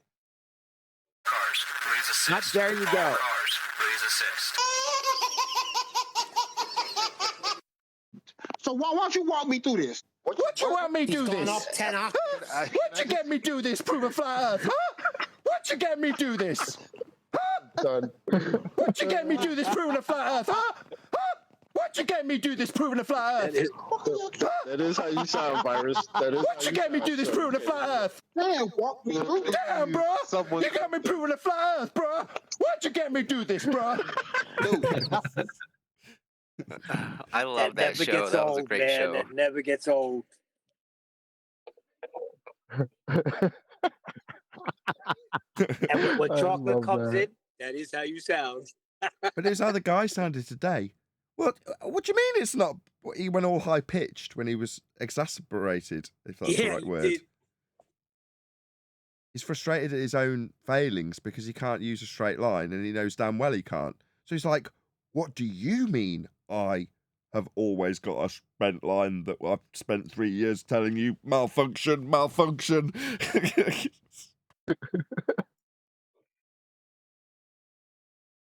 Bad though, isn't it? Then he really didn't say anything. It thought was, you were gonna go his into argument. His argument was really just it just works because we're on a globe. that was it. I'll tell you something. Everyone else always gets to this point before I do, so I'm going to get to it on this one. There's normally QE that says something like along these lines. They don't know how celestial navigation works. Now, that is pretty much true for our own side for the most part. Bev, hate to say it, typically is not saying that he's a flat earther, but he is. He's on our side, whether we like it or not. Like Jaron's on our side, whether we like it or not, right? No, I don't think so. I think that Bev. Thank you, Anthony. Bev's argument is that mountains and valleys prove that it's not flat. Well, no one disputes that, and that's misrepresenting the claim that we say. And because we accept that mountains and valleys are not flat, we actually say, well, standing water does not curve. So we all accept relief, but Bev's misrepresenting what is actually said. I'm not sure that. I've got a really concise summary for this, Anthony. I'm sorry, John. I'm just going to steal it straight from you. Right, he's conflating the topology with the baseline. He's also conflating the words flat with the word smooth, because he thinks that there are no mountains and valleys on flat Earth, because he thinks that flat and smooth are they're synonymous. Hit him with the wall, chocolate. No one thinks that. What does that mean? Hit him with the wall. It's a long story. I hate in jokes. Anyway, so you're the king of in jokes. What are you talking about? I'm not king of in jokes. Anyway, so the point is with Bev or any of the other flat Earth denier, if you want to call Bev that, what would you call him then?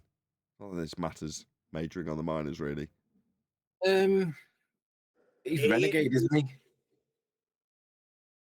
Renegade. He'd love that title. Contrarian. Contrarian.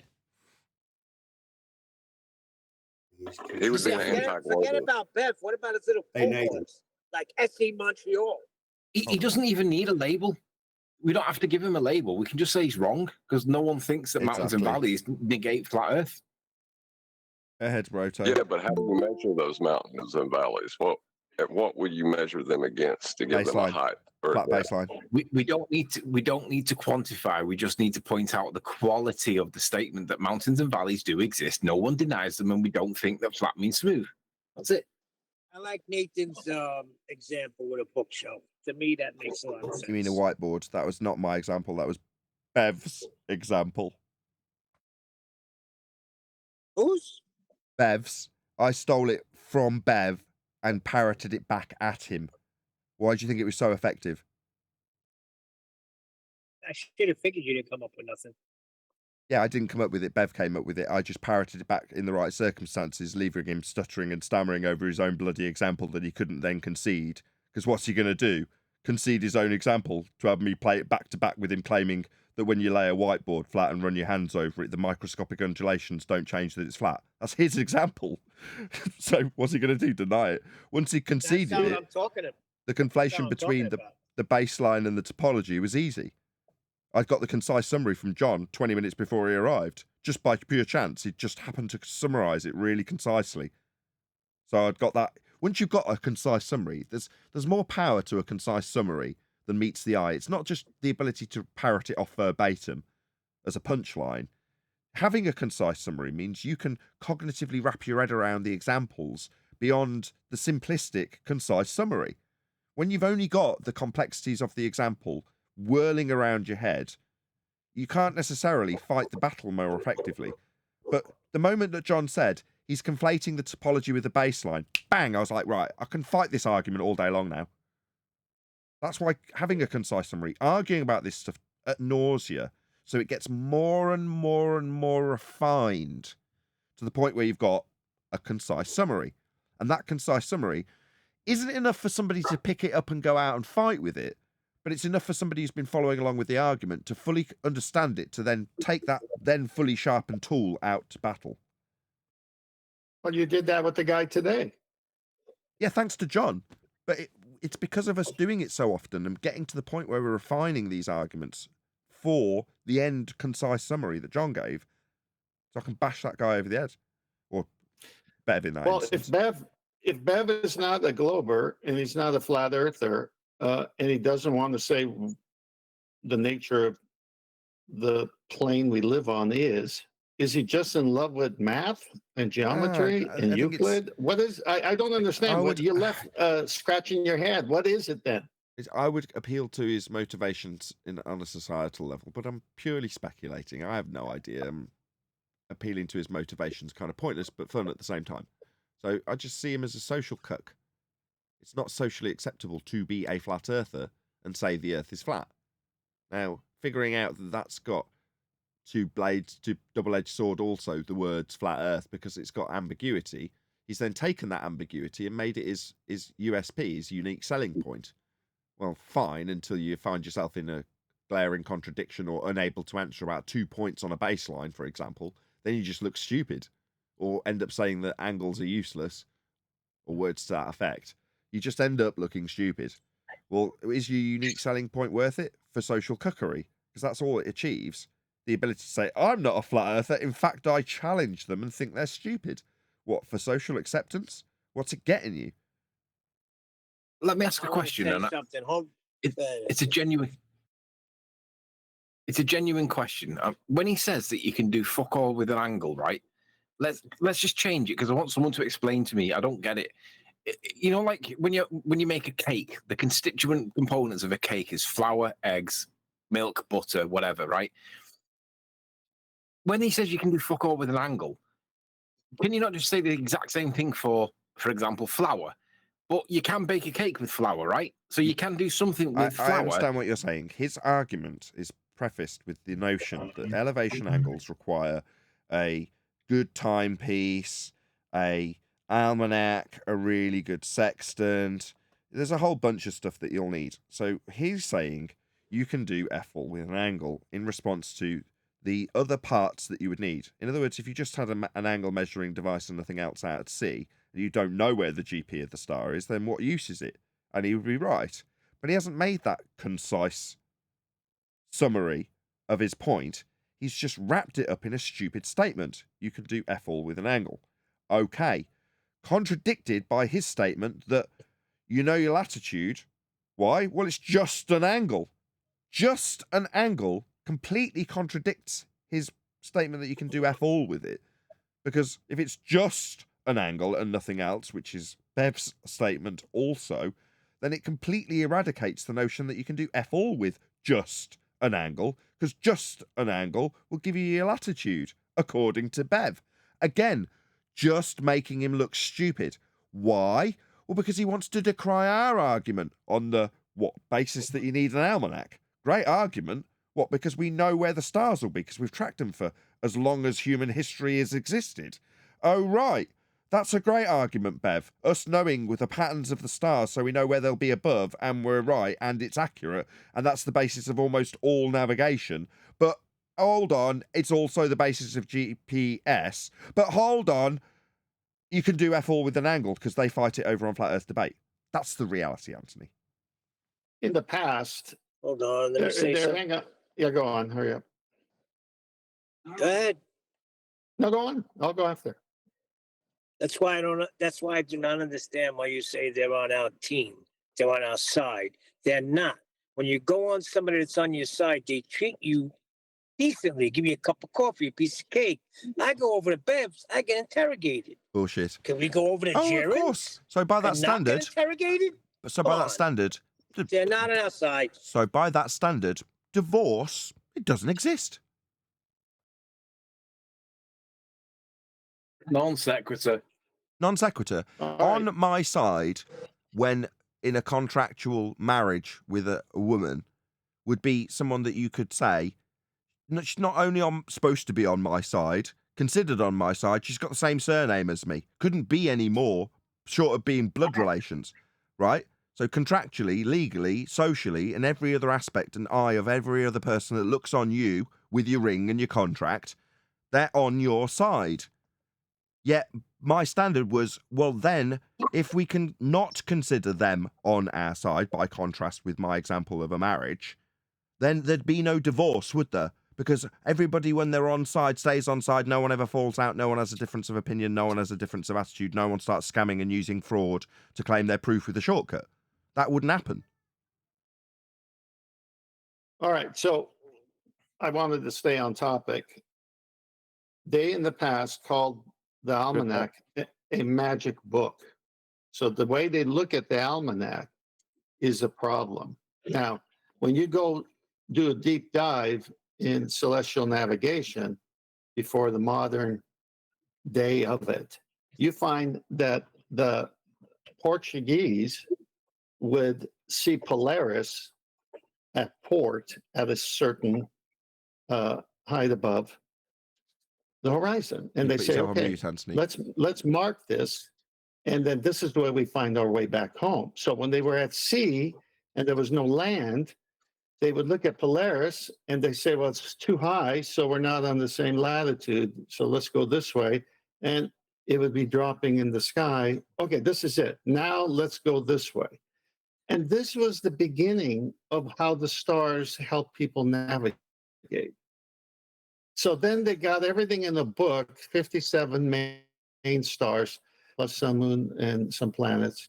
And so it was after that that the Almanac was giving everybody more than Polaris to go by. The sun, to just by its movements, high noon and so forth, where they got longitude with time, with a time beast. So for anyone to say it's a magic book is stupid, because it's obvious. Bev told me himself, you know, when you look at Polaris where you are, that establishes your latitude. That's not magic. Well, isn't Bev's whole thing with you can do F all with an angle is like isolationist argument, like an angle in isolation from everything else, right? Yes. But we don't exist in that. So like when you're talking about the datum in isolation, the horizontal is just a point on that datum. Yes, and if you state all that, yes, that's a true statement. But it's like somebody coming up to you with the brand new Ford Focus, and somebody saying you can do fuck all with metal. That's the level of the argument. Right. It doesn't appreciate that. There's other things that are affected by that thing being the way it is. But he literally said that the other day. You require other things. Yeah. Well, yeah. No, nobody denies that, bro. Like, this is what I don't understand. Of course, you're not gonna just measure an angle and then just put your thing down for the day. It's trick worked on you. You just said you're not just going to measure an angle. Well, you're not measuring, as Bev puts it in quotes, just an angle. It's a specific type of angle that has other prerequisites attached to it, right? It's got a title. But Bev wants to deny the existence of elevation angles and call them, to demean them and decry them and belittle them, just angles. And then say, further to his demeaning of an elevation angle to just an angle, that you can do F all with it. That's his whole shtick. It's garbage, but that's what he's doing. But if he's going to measure an angle, right, and if that's the only thing that you can do with it, you can only measure an angle and you can do nothing else with it, can you not take from the fact that you've measured an angle that A, you're using Euclidean geometry, B, you're applying two straight lines with a vertex, and C, you're the opposite, you're the antithesis of non-Euclidean geometry? Are they not logical like things that flow from the angle that you can rely on that goes beyond simply measuring an angle? Or am I missing the point? No, he's got to deal with 90 degrees.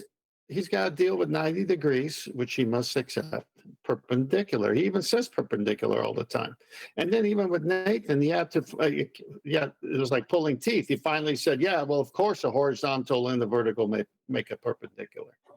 All right, well, tell that to the Portuguese when they knew exactly where Polaris is before they took off so that they know how to get back home. And they didn't even have an almanac.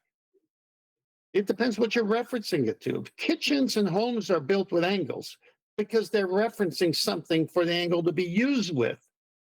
It's a dumb argument. What's his point, though? What is he trying to make the point to prove what? That he's a moron? I was going to say, you're giving this too much of your mental capacity, Anthony. Right? Exactly. All this demonstrates is that Bev is incredibly stupid. That's all it shows. And I'm incredibly ignorant. I don't understand the background to it. There's obviously a background to it. It's probably something that somebody said at some point and he doesn't like it for whatever reason. It's probably the same as Jaren. He's out there disseminating his truth.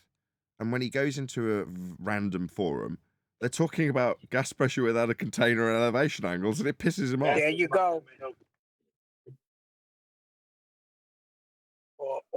I think it's simpler, and it comes down to. Can you hear me? Yes, we do. Go ahead.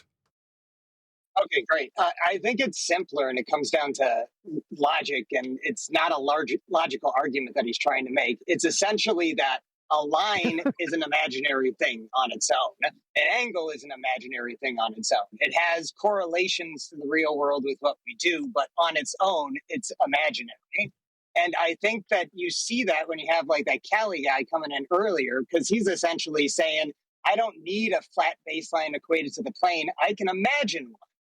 So like, I think that's where the critique comes from. Again, it's not logical, but I think that, I don't know. I get your banter. It's hard to convince somebody that isn't being logical. Sure, like, but it's the choice of standards. So I understand what you're saying, right, banter? You're saying, all right, but if I describe an elevation angle as the line of sight between the observer's plane of reference that they're standing on and the star that they're measuring in the vertical, right? What I've described could all be decried as just being conceptual within maths, even though you're physically taking a measurement of it, because the line between you and the star doesn't exist. You're just looking at the star through a mirror on a tool, right? Everything beyond that is your outward descriptions in maths of what you've actually done with lines that don't exist. Okay, I gotcha. But by the same token, if you're going to use that as, well, not you, but Bev in this example, is going to use that, you go, okay, so when you describe a Cartesian grid, it's all conceptual. Okay, so when you reference height above sea level as a point on a datum's just conceptual. When you describe the changes in elevation with respect to that datum, it's meaningless, really. You know, you could take it to every single example he makes about anything ever and go, well, that makes your example meaningless then. In other words, by taking that standard against us, you undermine everything you say. Again, I'll just say it one more time, and I won't say it again. It just demonstrates how stupid he is. That's all it does. And giving it more thought than it requires is like, no. Try and dumb yourself down 2 or 3 pegs, then you'll understand it easier. Hey, Nathan. Hey, everyone. Where were you with Dave McKeegan queued up? He's talking about how he's rolling in at this time. Nice to see you, Brian. Any other things? It is nice to see Brian, but he's a friend, so he gets a ribbing. You don't understand it. You're not. Well, I was going to say Brian is a friend. He's not really British. Not really. No, I'm not. What's that happening with Bev? What side that Anthony is referring to when you're referring to? Oh, brother, we're gonna go through it all again. Anthony thinks it's more complicated than it really is, and he's trying to wrap his head around it. That's the bottom line. We summarize, Brian. He's a moron. I've got to get out of that habit. He's a moron because he's contradicting his own position when he undermines it by saying, well, the line to the star is conceptual, or the angle's just conceptual, or, you know, in isolation you can do nothing with it. All those arguments undermine every argument he'll ever make about anything ever. So that's a big fat fail, but that's because he's incredibly stupid. There you go. I'm not just saying he's stupid, I'm giving the example of why. Yeah, but does he not realize with a theodolite that the angle you measure is not, they're not like two physical lines coming out of the theodolite? He doesn't realize let me just paraphrase as though I was Bev. You can do fuck all with an angle. There you go. How's that? Right. Well, and the datum argument he made, well, you could turn that the other way and say, well, all a datum is a point on a horizontal, you know? Like, it's just a point on a horizontal. That's all it is. Like, yeah, what's it got to say? Exactly. I could have flipped his argument. That would have been a lot more clever. The heights are meaningless. Yeah? It's just in reference to a point on a horizontal datum. It doesn't mean anything. It's just a point. In other words, use his argument by inverting what he's using on the vertical axis for his datum and just put it on the horizontal. I can do it really easily. John just did it. I'm going to steal it. Copyright Nathan Oakley 1980. Elevations are part of in some vein, a vertical datum. But each one of those verticals and their heights are taken from a horizontal datum. Like, you can't have two different, let's say you can't have two different peaks of mountains, let's just say, on the same piece of land. No. You're thinking of it all wrong. You haven't got the Bev way of thinking. Think of it. Think of the whole of the sea. Imagine all of it. Now think of it as a single point. You with me, Brian? You there? Single point. Yeah, that's wrong. That's wrong. No, but that's what sea level's defined as. That means we're only dealing with a single point. When referencing the sea and its level, it's only the vertical and it's only a single point. And you can't have 2 points on a point. Right. But also height is meaningless because height is just a point on a horizontal. That's, you know. Yes, so that's also it's all meaningless. Those heights are just a single point with reference to a horizontal datum. I mean, just a single point. Meaningless stuff, John. Copyright Nathan Oakley 1980.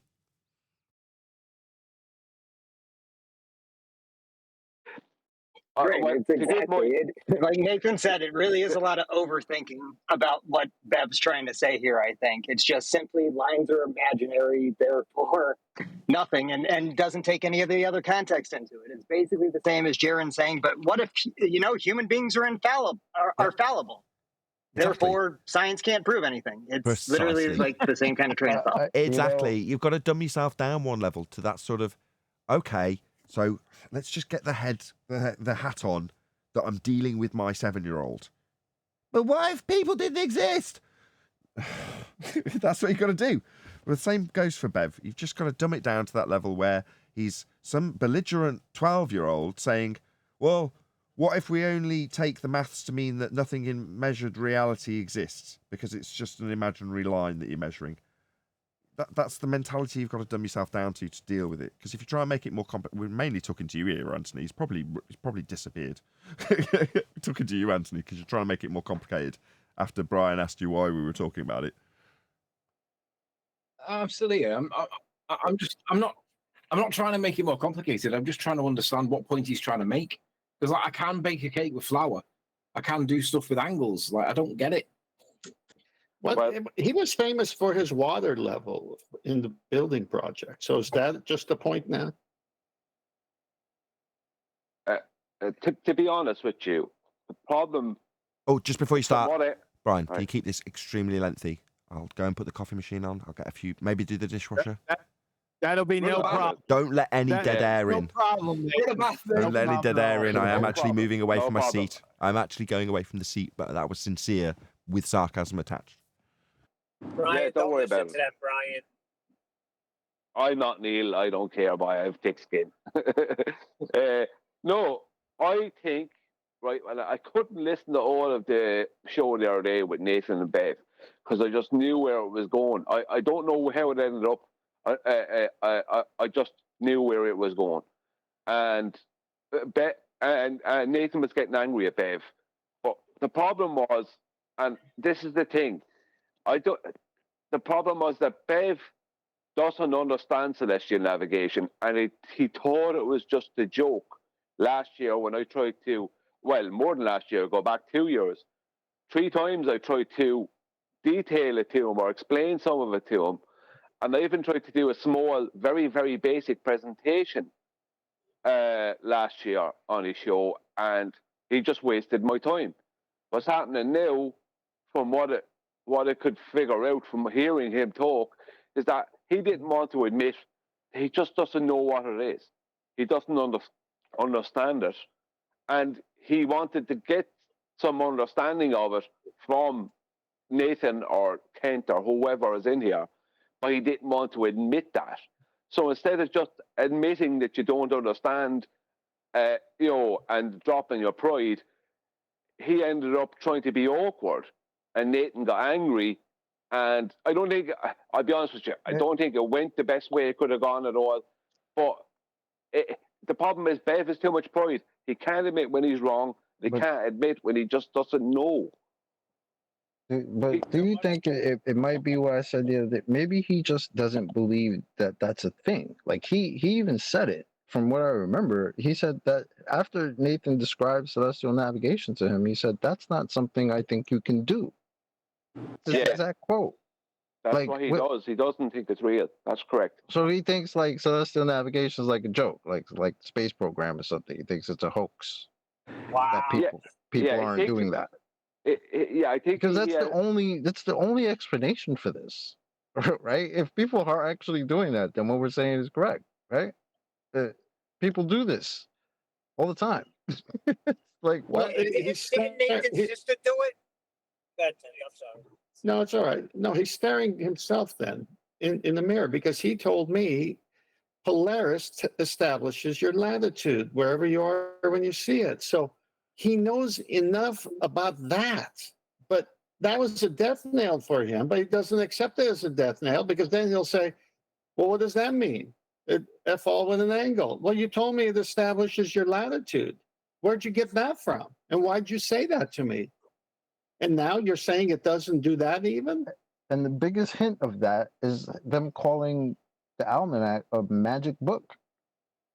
Like it's a book of spells or something. It's like, no, the stars are in a certain pattern. You could figure out where they are because this pattern repeats. You could figure out where they are in relation to the Earth again and again and again. And then you could put that down in a book. That doesn't make it a magic book. Just makes it a book of what we observe. I think what he might mean by talking about. I think what he might mean by magic book is that the stars aren't conforming to to terrestrial geometry. You see, that's his big thing. He can't understand why we can have a triangle. He can't understand how the initial triangle is even formed, which is the elevation angle. So it just comes down to just Google an elevation angle. You know what I mean? The definition of them, it's always a right angle triangle. So he can't understand how you can have a right angle triangle, but not solve for the length of sides. He can't get that part. He can't seem to see the process of how it's triangulation, not trigonometry. Well, he does make the statement, Brian, that geometry is a proof unto itself. Yeah, but it's only mathematical though by nature. If you got a mathematical proof, 2 + 2 = 4, yeah, that's mathematically proof. Mathematical proof, right? But does it mean that in real world you can then substitute like the apples or the ice creams argument? No, it doesn't. Because if you then substitute it real world, although it might be mathematically true, it's still impossible. So then you've got a contradiction with the real world. You've got the geometry, though. So you've got the contradiction of math saying 3 minus 5 equals minus 2, which is mathematically proof. It's true. It's mathematical proof it works. It's true. But in real world, it doesn't work. So it conflicts with reality because you can't do that in real world. Well, what does that say for the geometry proof that he claims that he relies on? That it's a proof in amongst itself. It's conceptual, isn't it? It's abstract. It doesn't reflect a real world. Well, I'd have to disagree there because geometry is a measurement. So you're actually physically measuring something. Do you know what I mean? Geometry is like, it's pretty solid. It's just like the axioms in geometry, they're true. You know, they are true to life. Rather than with normal within maths, geometry, they're true. Within geometry, they're true, but only within geometry. Because, like, as I said, if you get a mathematical proof and then try applying it real world, and if it doesn't match, then it might be mathematically true, but it fails to meet up with reality, which the ice creams example proves. So something that's abstract. Geometry, most of geometry is like it's born from reality. I mean, it's used in reality all the time. Triangles, radii. But its foundation is based in maths, is it not? Hold on. Is sine, cosine, and tangent part of geometry? Well, they're not geometric shapes. They're not geometric shapes. Well, not everything in geometry is just geometric shapes, is it? No, it's not. No, it's not. Coordinates too. Sine, cosine. Hold on. Sine, cosine, and tangent are part of geometry, are they not? Yeah. Right. But if you take and apply the law of sines, right? Let's see. That's Jason over Jason. Hold on a second. That's trigonometry. I thought that was algebra. So now, my God. Yeah, that's trigonometry. That's trigonometry, not geometry. That's fine. Right? Pythagorean theorem. Okay. You can apply the Pythagorean theorem, right? That's not trigonometry. That's Pythagorean geometry. Theorem. That's in geometry. Yes. Okay. Well, can you solve for a triangle with the Pythagorean theorem? It depends on what you're solving for. So what's the difference between Pythagorean theorem? So what you're asking is, what's the difference between Pythagorean theorem and trig? Go look it up. Sure, you'll get an answer. I'm eating breakfast, so bye for now. Yeah, but look, is Adam? Hold on a second. Hold on a second. I didn't take another bite. Is Adam here? No, he's in the call. I haven't heard him. He's not. He hasn't spoke, so we can assume not. All right. So somebody go look up the difference between Pythagorean theorem and trig. Everyone gets it right. Well, Pythagorean theorem uses boxes the area of boxes to state the lengths of a triangle.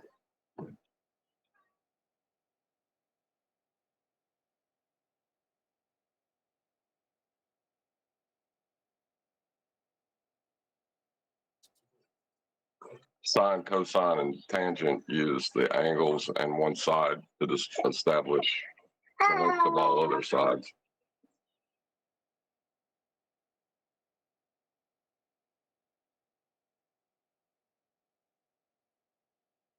Can I ask a different question? Change topic, or is now a bad time to change? No, I don't care.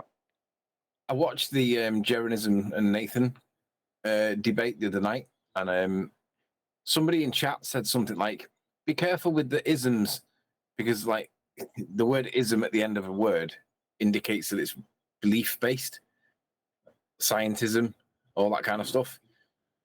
Yep. Jeran calls him. Jeran's name is Jeran, and he has ism at the end of it. Jeranism. I've never really questioned it because, like, right at the very beginning, I thought it was odd to call. So that would be like me saying Tonyism or chocolateism or whatever. I thought it was odd that somebody would do that. But I didn't think too much of it because I just thought it was him just being a dick, not trying to be somewhat like a leader or a cult member or whatever. But when somebody said that in chat, it changed me. I had to reconsider it because I was like, yeah, it does seem a little bit weird that Jaron's going against scientific method and he's using the name Jaronism. Maybe Jaronism is the word that we should use for people that are anti-science. If you're anti-science, you are a Jaronism. I agree. Or following Jaronism. I like it a lot. The first answer I got about the difference between geometry and trigonometry is we know that geometry deals with different shapes, sizes, positions, and different shapes, but trigonometry is a subset of geometry that deals with properties of one shape called a triangle. But trigonometry is still not Pythagorean theorem, which also deals with right angles. But still, the point is geometry deals with shapes, trigonometry deals with triangles. Is a triangle a shape? Yeah, it is. Right. Okay, now back to Anthony's point. When you apply trigonometry to the star to get the height of the star, it doesn't work in real world. Well, it's what it is that you can do it and the trigonometry will work, but in real world, you won't have the actual height.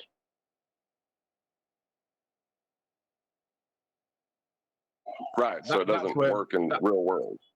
That's where Blurst would jump up and down and go fucking mental because they would say, so you're denying that maths is reality, right? Yeah, and John has a good point about that. No, it's like, in the end of the day, trigonometry is not going to give you the height of a celestial body. Have you been talking this whole time, Brian? That's fantastic. Thank you so much. Have you had your bath, Nick? I had a bath. I did the dish, vacuumed, a lot. Spawned 3 kids. Dusted. Spawned 3 more kids. 3 more? I've only got 2. I know, but I've spawned 3 more, so it's like 9 months plus 9 months plus 9 months. Doesn't matter. It's not funny when you have to explain it. And we've decided if you deny the scientific method, you are now a Jaronism. Yeah, you're applying Jaronism because I was just saying, Nathan, that I remember when I first came to the topic and I found Jaron. Now, Jaron's his real name. I didn't know that was his real name, but I saw Jaronism and I thought, I love the graphics that he's got and how pretty he makes it look and all that.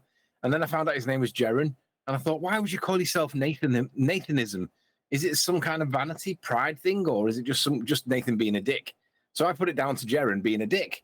Well, because surely it wasn't the case that Jaron was actually pushing his own set of beliefs and all that, trying to create a cult. That was just nonsense. No, that's not. If you actually followed Jaron, you'd know the reason because you'd have heard him explain it, which is to say it's the antithesis of what you've just described. So to say that all these isms are out there when he fundamentally opposes all of them would be to say that it's a piss take to say, well, I'm just going to create one that's my own belief structure and call it Jaronism. So it's like the anti version of what you're describing as opposed to saying, oh, it's total vanity because I'm going to create a religion based around me. No, it's saying I reject all of those isms and say it's just about what I believe and what I can prove. That's his reasoning behind the title. Yeah, but check it out now. But that would still be falling within the category that he's giving those other groups, black for. In a way, what Nathan just said kind of backed up Anthony's argument, though. I think. I thought that too. I didn't want to say it, but it sounded like you described exactly the point I was making. Yeah. Like nihilism personified is Jaron. With substance, because if that's his statement, if that's his story, then yeah, that makes sense. Yeah, that was nihilism personified. If you open the dictionary and look up the term nihilism, there'd be a picture of Jaron there. That's what it is.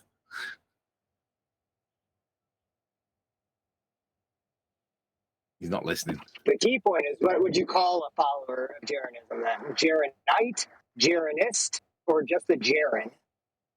Well, I think anybody that's ignoring scientific method yet still claiming science, that would be somebody practicing Jaronism.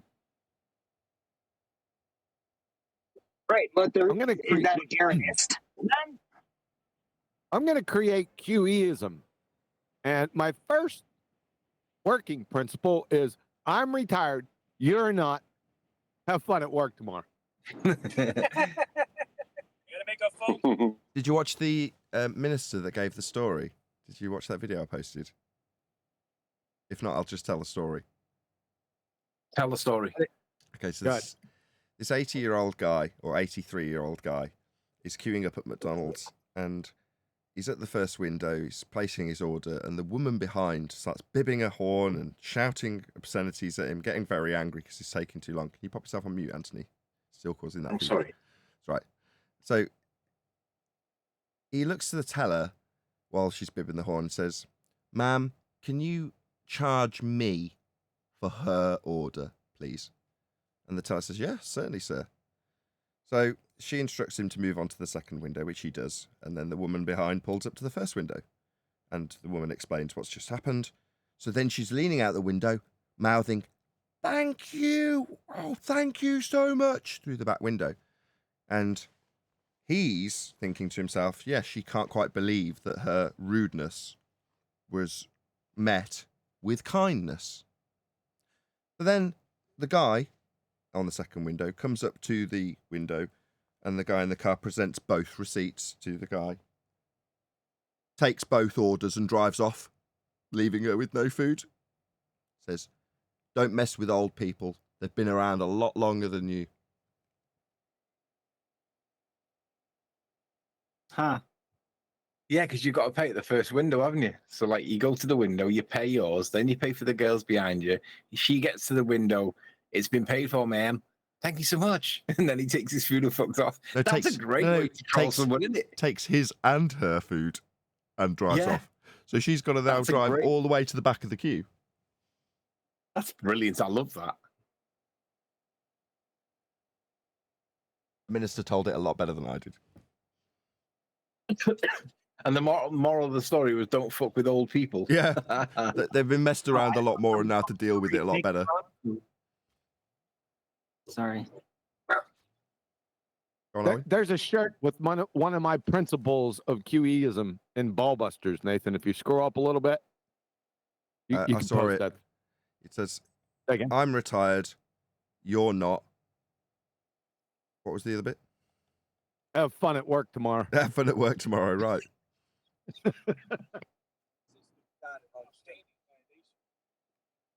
I do have fun at work. This is work. I'm having fun. Not everyone is in that position. No, that's Same true. as you.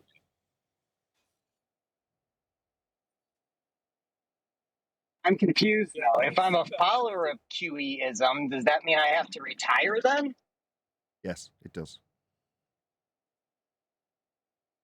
All right. The question is, No, QE does not provide a pension for any new members.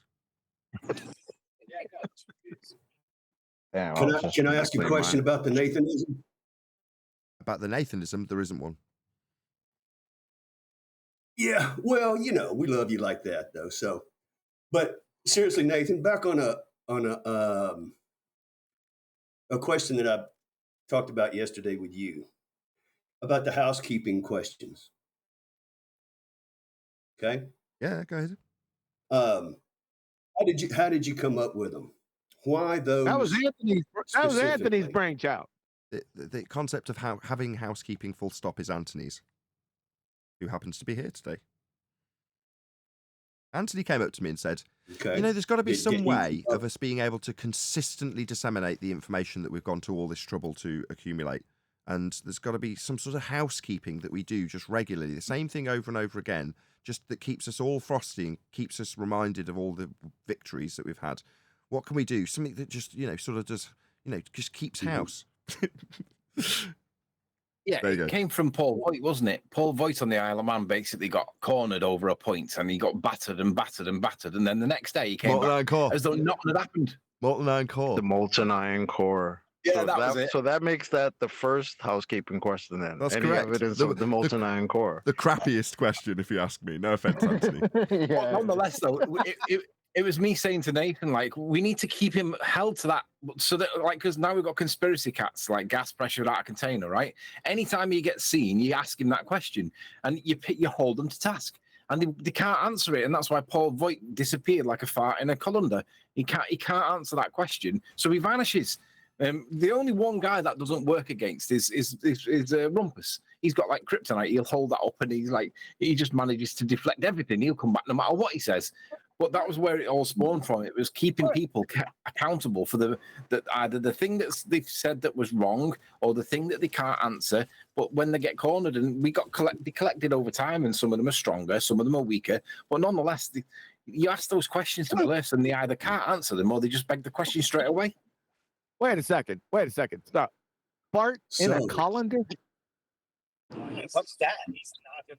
It's right. So a colander's that thing with like a sieve where it's got lots of holes in it, and it's not very good for holding a fart in. And that's what Paul Voigt did. He vanished like a fart. For you Americans, just so it works for you guys, fart in a jacuzzi. That sounds a lot like Ronin Ninja Warrior, where you defeat an enemy and then you also find a new warrior with the new skills. Sounds exactly like what you did when you defeated somebody and then had like a new housekeeping question. Interesting. Yeah, so exactly. Yeah, because we were looking for him. You can ascribe almost all of the housekeeping questions to certain individuals. Anthony's already done 2. So you've got Paul Voigt for the Molten Iron Core. You've got conspiracy cats as a result, gas pressure without a container. You know, all of these people you can actually ascribe to the specific arguments, right? Mm-hmm. Mm-hmm. See, now this is what's interesting. Was it that guy, Jimmy, that came on that gave us the distance to the sun? Because didn't we argue with him about Christian Huygens? Yeah. Yeah, when he had that line that wasn't there. Yeah, and then he disappeared too. Where does it say that? That was what. Well, who remembers where any evidence of R? Where did that come from? I think that might have came from Rumpus, just telling us again and again that. Nope. No. It came from Mick West when Nathan had him. He actually had a conversation with Mick West, and Nathan said, "Come on, Mick, where'd you get the R from? You assume it, don't you?" And he had to admit, and he went, "Yeah," in the weakest, most feeblest voice ever. Yeah. Yeah, it's just an assumption of the standard model. Exactly. Yeah, thanks, Mick. That's what the fuck we've been saying. Any evidence that gravity, any scientific evidence for gravity, where did that come from? That came from us. You and Owen? QE, I'd say. See, I think it came from Fight the Flat Earth, and I might be wrong with this, but in my head, that's where it came from. Fight the Flat Earth, when he got George Musa on, and George Musa had to correct him twice, and the gravity is not really a force, but you can think of it as a force. And then Craig basically said, "Yeah, but," and then he said, "What is it, Chocolate?" He says, "We can, we do, we must think of Newtonian gravitation as a force." That doesn't mean it really is a force, but we don't have to work at the really is level. That's where I ascribe it to. I'm not sure. I think that the gravity question was around before that. Before Yeah. the Musa thing. I thought the QE started it. Yeah. Like in the anything with science in it is mine. That means it's all of them then, because we're the only ones with science. Well, in that case, you got to share your breakfast because it's got no science in it. Remember Brian said all of this before. Regular old. Is there any evidence of Earth curves? Yeah. That used to be the first question. So in essence, what you guys are saying is that necessity is the mother of invention, in a way that this information kept coming and somebody felt the need, because it kept looping, to begin classifying, put it into a standard. So you say, here's the answer to the question that keeps repeating. Refer to this. So these standards became the housekeeping. So you keep it simple. So things keep looping. People keep coming back, looping questions. Is where the housekeeping questions were generated, manifested to begin with a reason and for a purpose. They weren't just arbitrarily pulled. Right. So No, something was not all. happening for the questions. Cleaning for housekeeping. Not all of them went like that. A good portion of them went like that. Not all of them. Okay. It's a double-edged Okay. sword, though. So, like, Well, on the one okay, hand, you that's say cool. that half of it is necessity breeds invention. That's one half of it. But the other side of it is the accountability. Because, like, for instance, gas pressure without a container, that's pinned against conspiracy cats and always will be. And he's a teacher that teaches kids this nonsense, right? So it's the accountability of conspiracy cats that will always prevail anytime that question gets asked or challenged or questioned in any way, because we always pin it on him because he's the one that failed at that hurdle. You can almost see him So as like this a morning- historical text of bit like all the of Eratosthenes. most of the arguments that we've been through. Is it a bit like Maybe not. Eratosthenes and the angles and all that, or what's his name, the guy Al-Biruni? So we've got conspiracy cats. He didn't measure angles to the horizon, but he did say that you could have gas pressure without a container in his classroom. Yeah, you're right. The historical figures now.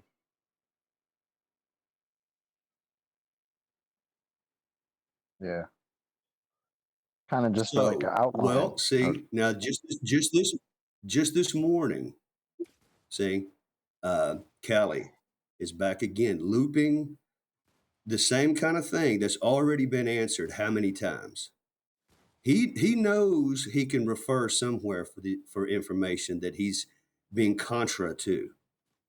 He's just being contra, probably not even, I'm just assuming here, probably not even defending something he believes in, just so this movement topples is more of the mission. That's a different lifestyle. Now, there's this type of personality that's out there. Now, that's what I'm saying is the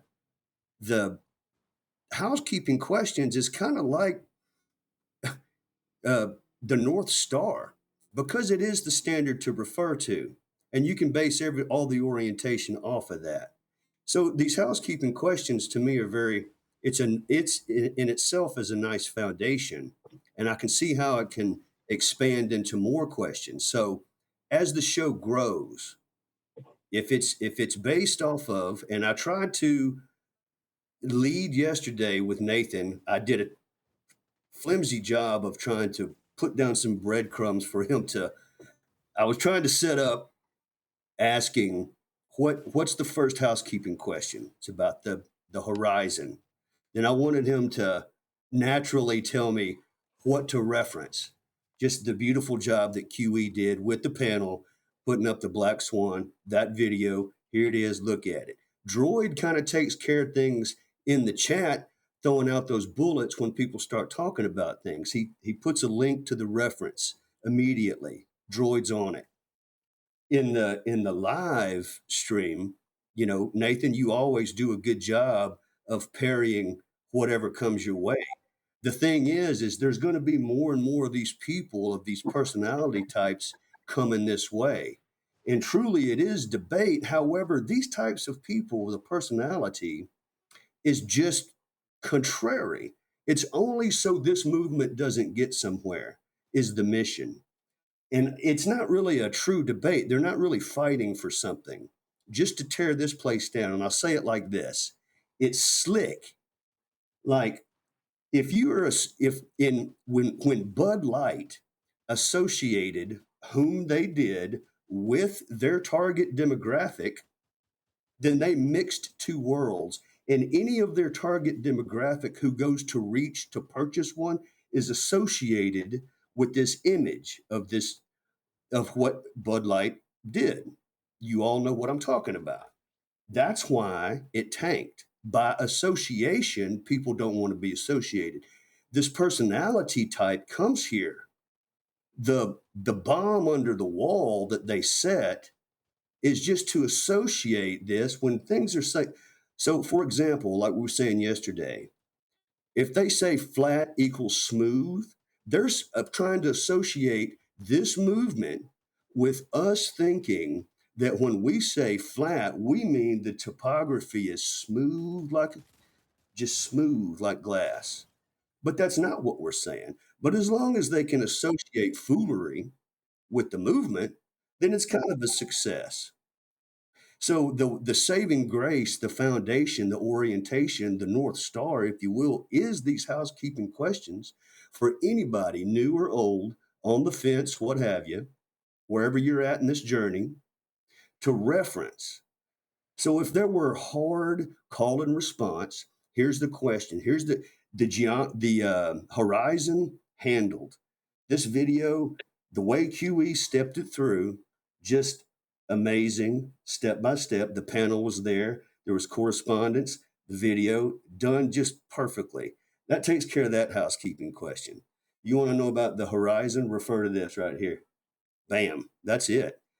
Talking about what the contrary people bring is just looping over and over. And that's why the housekeeping questions were generated, some of them, as you guys admit, to begin with, because of this looping of questions. So what's the next question in the housekeeping series? Has that been addressed? Call and response. Here's the answer to that. So just a nugget of thought. I would like to inject one more thought as to the future of topic of consideration. 10th, by the way, excellent. Next slide, right? I mean, that's his forte. That guy can put together a presentation. Everybody's got a nice department. And this thing can really start working like a motor. So, but for the next thing, I just want to introduce a possible suggestion of mapping, how maps are generated. This seems to be a big issue to show how a globe is generated, how a map can be projected onto a shape, this type of thing. We've already been through all that, though. We've actually spent quite a lot of time on it. Not a direct housekeeping question roll out of it, but we have tackled with it, and like, don't mention the grid, that kind of, yeah, we went through that, like within the last year and before that too. So yeah, there's like maps are all made as a projection that's based off angle measurement that require a flat plane baseline, right? All of that. That's where that comes from, the baseline. It's because of the direct involvement in map making, right? So maybe we should have a housekeeping question about maps. But what would that be? What world map exists without flat Earth elevation angles? Yeah.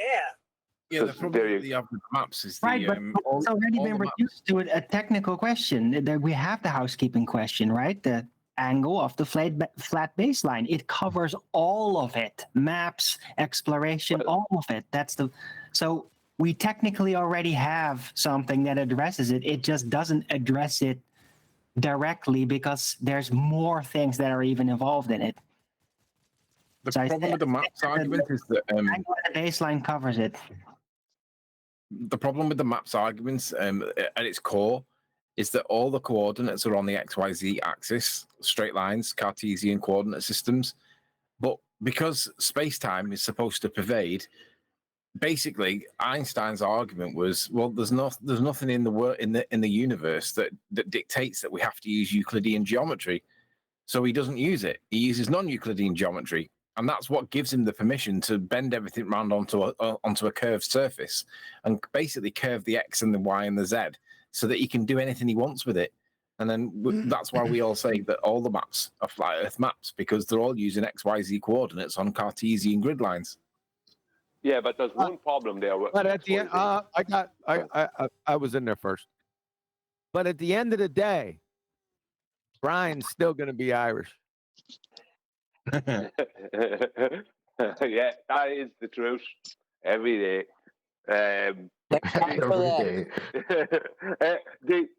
The problem with XYZ is this, and that is that it's been hijacked by the globe. So the most popular world map used is the Universal Transverse Mercator map. And what that does is it takes all the latitude and longitude grid that for a globe, not the correct way, but for a globe, and it turns each longitude line into the horizontals or the Y's. Sorry, and it turns each latitude line into the X.